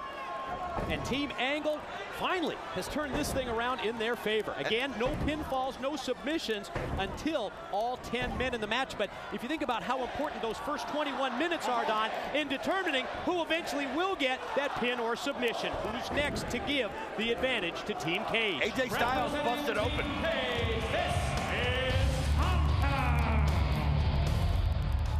Tomko, buddy, doesn't waste any time. What a boot. What a boot to the War Machine. As I mentioned right as AJ was giving the instruction, AJ Styles been busted in the head. I can see that, and it's just bloody and violent in that cage, especially with the level these guys go. But now look at this. Tomko sees, oh man, sees Rhino and goes right after him. What a force Tomko has become. I mean, since he arrived here in TNA, there goes Rhino, head first, right into the corner. Tomko has come out, and he's turned this thing, and I guess not surprisingly, when you consider that the Team Cage now has the 3-2 numbers edge, turned it totally in Christian team's favor. Big running slam for the Olympic gold medalist as Tomko takes down Angle. I'm seeing a pattern here that when the fresh guy comes in, he's able to be, he's just fresh enough to be able to take it to everybody in there to give his teammates time to recover and catch their breath. And it always seems to work, and then it gives them about a minute of the one-man advantage, and now it's 3-on-2 for Team Cage. No question, the fresh man turns the tide in this matchup. It's what we've seen really ever since Abyss gave Team Cage the advantage at 2-1, and now Tomko measures and connects right to the top of the head of the War Machine, Rhino, and Rhino's been busted open. But look at Kurt Angle, and oh, a nice shoulder block right there by Abyss as he sends Angle down, as it looked like, and now Rhino taking shot after shot from the phenomenal AJ Styles. And now look at the boot. Look at that boot right there by Abyss as he's just driving it into the chin and the pressure, using those ropes. Yeah, and the 350 pounds as well behind that boot right across the throat of Kurt Angle. Tomko comes off the ropes and caught Rhino right in the face with the boot. Well, he just leveled him. Tomko's just moving around. I mean, this guy has really become a force since he's been back, and doesn't seem like he's under the influence of Christian Cage like he has been in the past. Time to even it up once again. Who's going to be next from Team Angle? Representing Team Angle, Samoa Joe. Here comes the Samoan submission machine, quickly making his way inside the cage, and Joe's been turned loose. Oh, what a shot he did on AJ Styles, and now the headbutt, and now a shot to AJ. Man, he just came on fire. And look at him. Oh, man, puts the knee. Listen to the crowd yell, Joe's gonna kill you, and that's what he's doing to everybody from Team Cage that's in that ring right now. There's the backsplash for Abyss. He's been a one-man wrecking crew, similar to the way Tomko came out here, and now Tomko able to turn it around on Joe, who gets the elbow up as he charges at Samoa Joe. I mean, these guys understand when they get in, they have to do damage. Oh, what a knee! Shot! What a knee shot! But he forgot about AJ Styles. This is the hard part of this match, Don, especially as all wow. wrestlers get in here. You said it earlier. You've got to have eyes in the back of your head, really, to be successful long-term in this match. Samoa Joe, however, overpowers Styles, puts him up on top, muscle buster out of the corner. Why not? Inflict the damage. And he just levels AJ Styles. Wow. The crowd loves it. No, Samoa Joe avoid Tomko, and he just walked right in to the angle suplex. Going to take him over. That's two. Count along with us at home. Here he goes for the third one. I mean, think about the size of Tomko, and think about how long Kurt Angle's been in this match, and he's still got the strength to do this. That's incredible. There's another one. Fourth overhead. Amazing, and he maintains his grip, maintains the contact. Kurt Angle, unreal. Tomko grabs the ropes to save his life, but no! Angle gives him another one for good measure. Five suplexes. Time to give the advantage back to Team Cage. Who's next? Representing Team Cage, Big Papa Pump, Scott Steiner. 4-3, Team Cage with the arrival of the genetic freak. Here comes Scott Steiner, and Angle's ready for him, but just as soon as Steiner hits the ring, Angle's deck clothesline for Rhino as well, and now here comes the belly-to-belly overhead and released. Again, and everybody is just taking so much out of themselves, and think about it. This match doesn't even really get started until the ceiling is dropped, and this is what you've already seen, and look at Big Papa Pump. Wow, he's gonna take Rhino. Steiner puts Rhino up on top. Scott Steiner climbs to the top. What in the world? What the hell? Scott Steiner! Unbelievable! I'm not going to call it a Hurricane Rana. Forget you. That's a Frankensteiner, my God! You've got to be kidding me! As Scott Steiner just creamed him with the Frankensteiner. Do you believe it? No. Wow. Pulling out all the stops is right. When was the last time you saw him do that? Many years ago. Wow. Oh, man. It just got to set the crowd, and it just sets the tone. Everybody. That's what this means.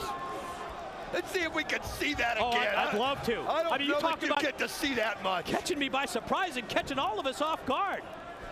We're going to try to get that hooked up. Here we go. We're going to effort to do it. Here we go. Look at this. Wow.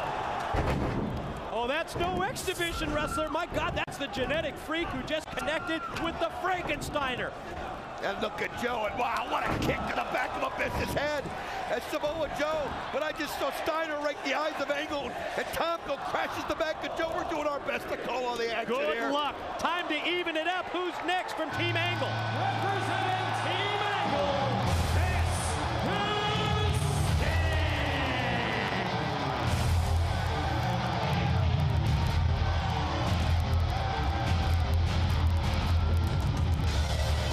They stand as one here in St. Louis as Sting hits the cage. Clotheslines.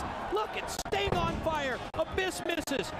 Oh, man, he caught him inverted. He just dropped the monster Abyss right down to the canvas. And he gives the scream, and you hear the crowd come back in unison. And look at the Stinger Splash right there on Scott Steiner. Stinger Splash again. Yeah, there's one for the monster Abyss. Corner to corner. Who's next? Double stack. I think he got both Styles and Tomko, didn't he? He sure did. Tomko, I think, threw AJ in front of him to block it. And now look at this. And you see Sting just putting that rope where it's got to hurt the worst on Steiner. Big right hand, rocks Steiner, and almost sends him right out the cage door. He's holding on for dear life.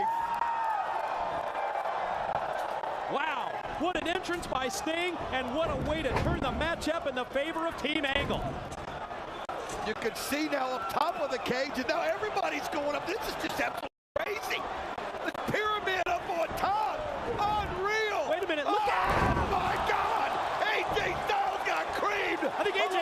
most of it. Oh, man. But man, my God is right. Bodies everywhere. They're standing. They're going crazy in St. Louis. Guys in the truck, please, please, we got to see it again. We got it. Look at this. Did you see Abyss up high? But AJ Styles takes the brunt of it. And Sting standing tall when it's all over with. Oh, we're back live. Countdown shows we're 15 seconds away. And just through deduction, we know who's going to be next for Team Cage. It's got to be Christian Cage. Sting with the Scorpion. Good move to wear down Scott Steiner, but you're not going to win the match. Not yet. The final participant for Team Cage, the NWA World Heavyweight Champion, the Instant Classic, Christian Cage. Well, you knew he would put himself in the best position. I mean, that's just the Christian Cage way. Numbers edge, 5-4 for Team Cage for the next 2 minutes. I mean, think about the difference between Angle and Cage. What does Kurt Angle do as a leader? He goes out there first. He tells his team, I'll be out there the longest. That's the kind of leader I am. That's how dedicated I am to this team. Christian Cage, you gotta wonder if he did it for selfish reasons, keeping himself last. What do you mean, wonder? Of course he did. That's the Christian Cage way. I'm giving the champ a little benefit of the doubt. Stop. It's him first and everybody else second. Oh, look at Sting, though. Wow, just sitting flying up in the air. Nice back body drop by Sting, but Christian comes back. No effect with those chops at all. And Sting just laughs right in his face. Now look at Sting, man. I mean, this is the only time it seems that one of the guys has to come out and just clean house. And I mean, Sting fired up like we've not seen him. Digging deep, gonna shoot him across. There goes Christian to the corner, and there goes the Stinger splash. Christian Cage come in, and that momentum that normally comes with being the fresh man, and Sting's just taking it right out of him from the beginning. Sting, corner to corner, post to post, one side of the cage to the other, just totally dominating Christian Cage. Ready for the Scorpion? Oh, he's got it locked in, and I mean, what a way to do it now. Just inflict the pain, inflict the damage. You know, maybe pull a ligament there. But because when that ceiling gets dropped here in 2 minutes and 13 seconds, it's a whole new ball game, and you want to be fresh. You hear him counting down. We know who's going to be next. The 10th and final entrant to the Lethal Lockdown. The 5th and final entrant for Team Angle. This is the King of the Mountain, Jeff Jarrett. Well, I guess it's time that we see what Jeff Jarrett is all about. All of the questions, all of the doubts. And we're talking about doubts from fans. We're talking about doubts from even the wrestlers in this match. Look at that leg extension by Jarrett. Ladies and gentlemen, all 10 men are in the ring. Let the Lethal Lockdown begin. Here we go. It's time that we go to war in the Lethal Lockdown match. Well, the first question's been answered as we see the ceiling being lowered, and now you cannot get pinned. Whoever has the pin gets the title shot against Christian Cage, and Jeff Jarrett came right in, and look at this. He's bonding with the team. I haven't seen any indication that he's got other motives. And Jarrett climbing up, obviously, to get one of the weapons that's hanging down. Quickly pulled back into play by the NWA World Heavyweight Champion, Christian Cage. But Jarrett just decked him. And again, Christian goes up. And there's your question answered. Jarrett pulls him right back down. Well, he realized that Christian was close to getting that garbage can. And Jeff Jarrett pulled him down and just taking shot after shot at Christian Cage. And you know what? I think back to Bound for Glory, and I think back to that heartfelt speech that Jeff Jarrett did. And now look at this. He goes up and he gets a bat, and he throws it to Sting. He tosses it across the ring. Sting catches the bat and connects. He just drilled the monster abyss. And he gives Rhino a garbage can. What an assist as he takes the garbage can and crushes the tail. And then he goes after Scott Steiner. And then he tosses a nightstick to Samoa Joe. Jarrett taking down all the weapons and tossing them to his teammates. Man, not only is he a teammate, he's Steve Nash in there. He's throwing out assists to everybody. Oh, nightclub shot. Samoa Joe just caught Tomko. And now Jarrett taking down a trash can lid. Oh, the top of the head of the monster abyss. Absolutely handsome as we see Jeff Jarrett just being the consummate teammate as it has gone advantage Team Angle. Oh, did you see that? Look at this! Shot after shot after shot. A repeated Jeff Jarrett drilling Scott Steiner in the head with the trash can lid. And think about it, it was Jeff Jarrett that brought Scott Steiner into TNA. I mean, wow. Has it come 180 degrees? Jarrett with that lead pipe just drilled Abyss first to the stomach and then to the back. Trying to follow the action. Now somehow AJ Styles got the bat of Sting, and he's just using it like Albert Pujols would here in St. Louis. But Kurt Angle able to catch it into his belly and grab the arms, and now look at that. Double gun salute from the gold medalist, and then he takes him over. Connects first with that suplex. Gonna go again, but the low blow by AJ Styles. Well, you gotta survive in a match like this. I mean, you have to survive, and AJ Styles is one of those that can do some remarkable things.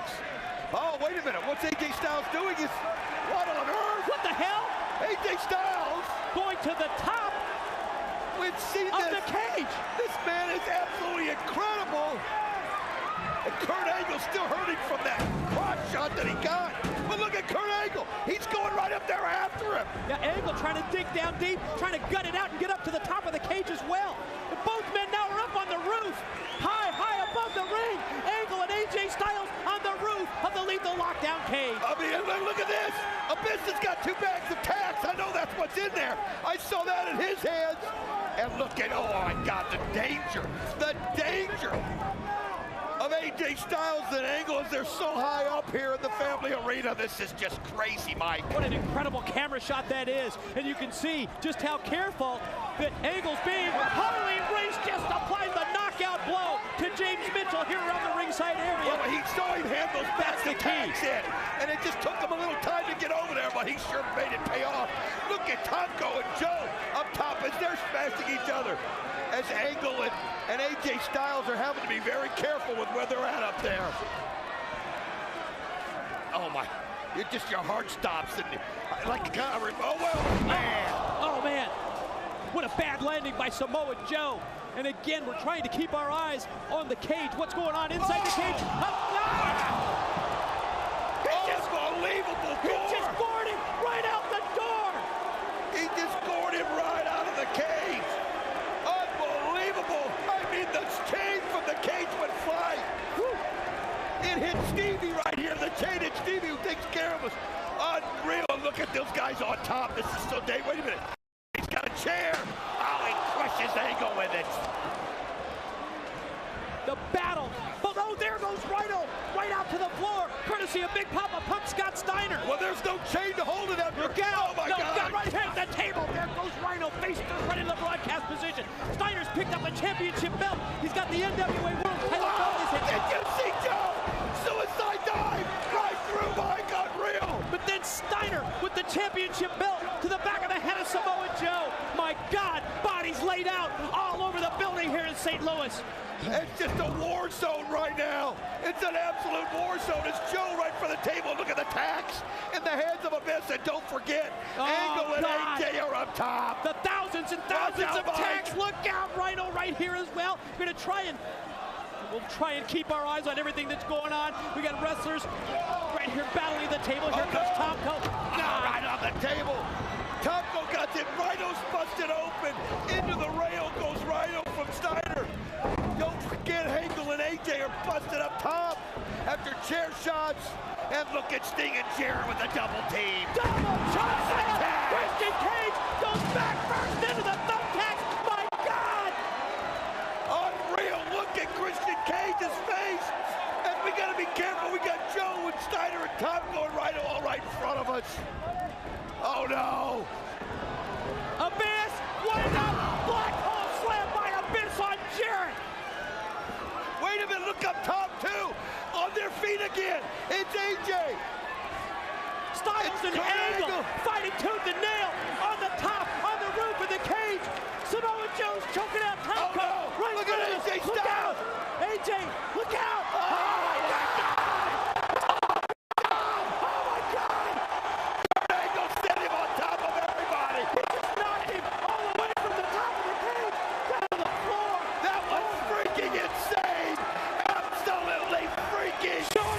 Show it again,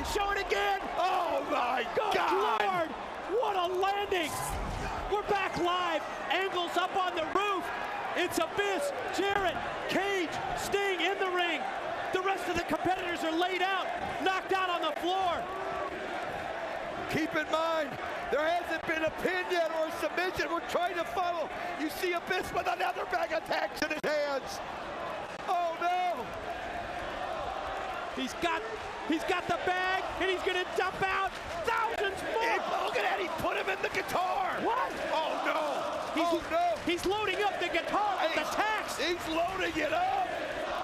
Listen to this crowd, they know what they're seeing. Oh, you're damn right, it's awesome. That might not even describe it. And listen, Kurt Angle is still stuck Did you up see top. that? Abyss just motioned to Jarrett. He told Jarrett to get to his feet. He said, I loaded the guitar with tacks.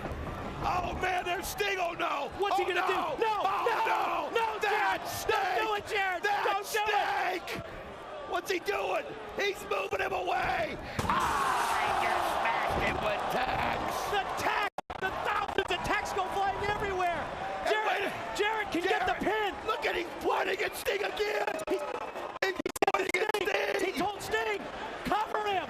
Look at this. What on earth is going on? I mean, Jarrett could get the title shot right here. This is a chance for a title shot. Pin. 1, 2. Sting gets the win. Sting gets the title because of Jarrett. Sting gets the title shot. The winners of the Lethal Lockdown match, Team Angle.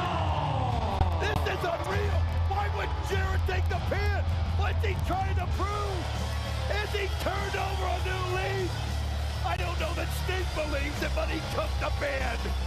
All the questions, all the doubts that we had about Jeff Jarrett, as far as I'm concerned, they were just answered. They were just answered 100%. Jarrett had that title shot right in his grasp. Jarrett, the knockout blow. And he laid it up for Sting. He handed it to Sting on a silver platter, and Sting's gonna get the title shot. He's still trying to get the handshake. Sting can't believe it. He gave him a title shot. I thought Abyss was setting him up. I thought Jarrett had the whole thing planned. And look at this. They shake hands. And the Kurt Angle stuck up top. He can't believe it, I'm sure. And I think he finally won Samoa Joe over too. Look at this, Samoa Joe extending the hand to Jarrett. He respected it. Samoa Joe shakes his hand. My God, what a spectacle. Look at Angle. Look at Kurt Angle's face. He can't believe it. He's shaking his head. And Jeff Jarrett's trying to tell him, what do you want? Kurt Angle saying, get away. What a night it's been. Sting ends up winning Lethal Lockdown. Sting gets the title shot against Christian next month at Sacrifice.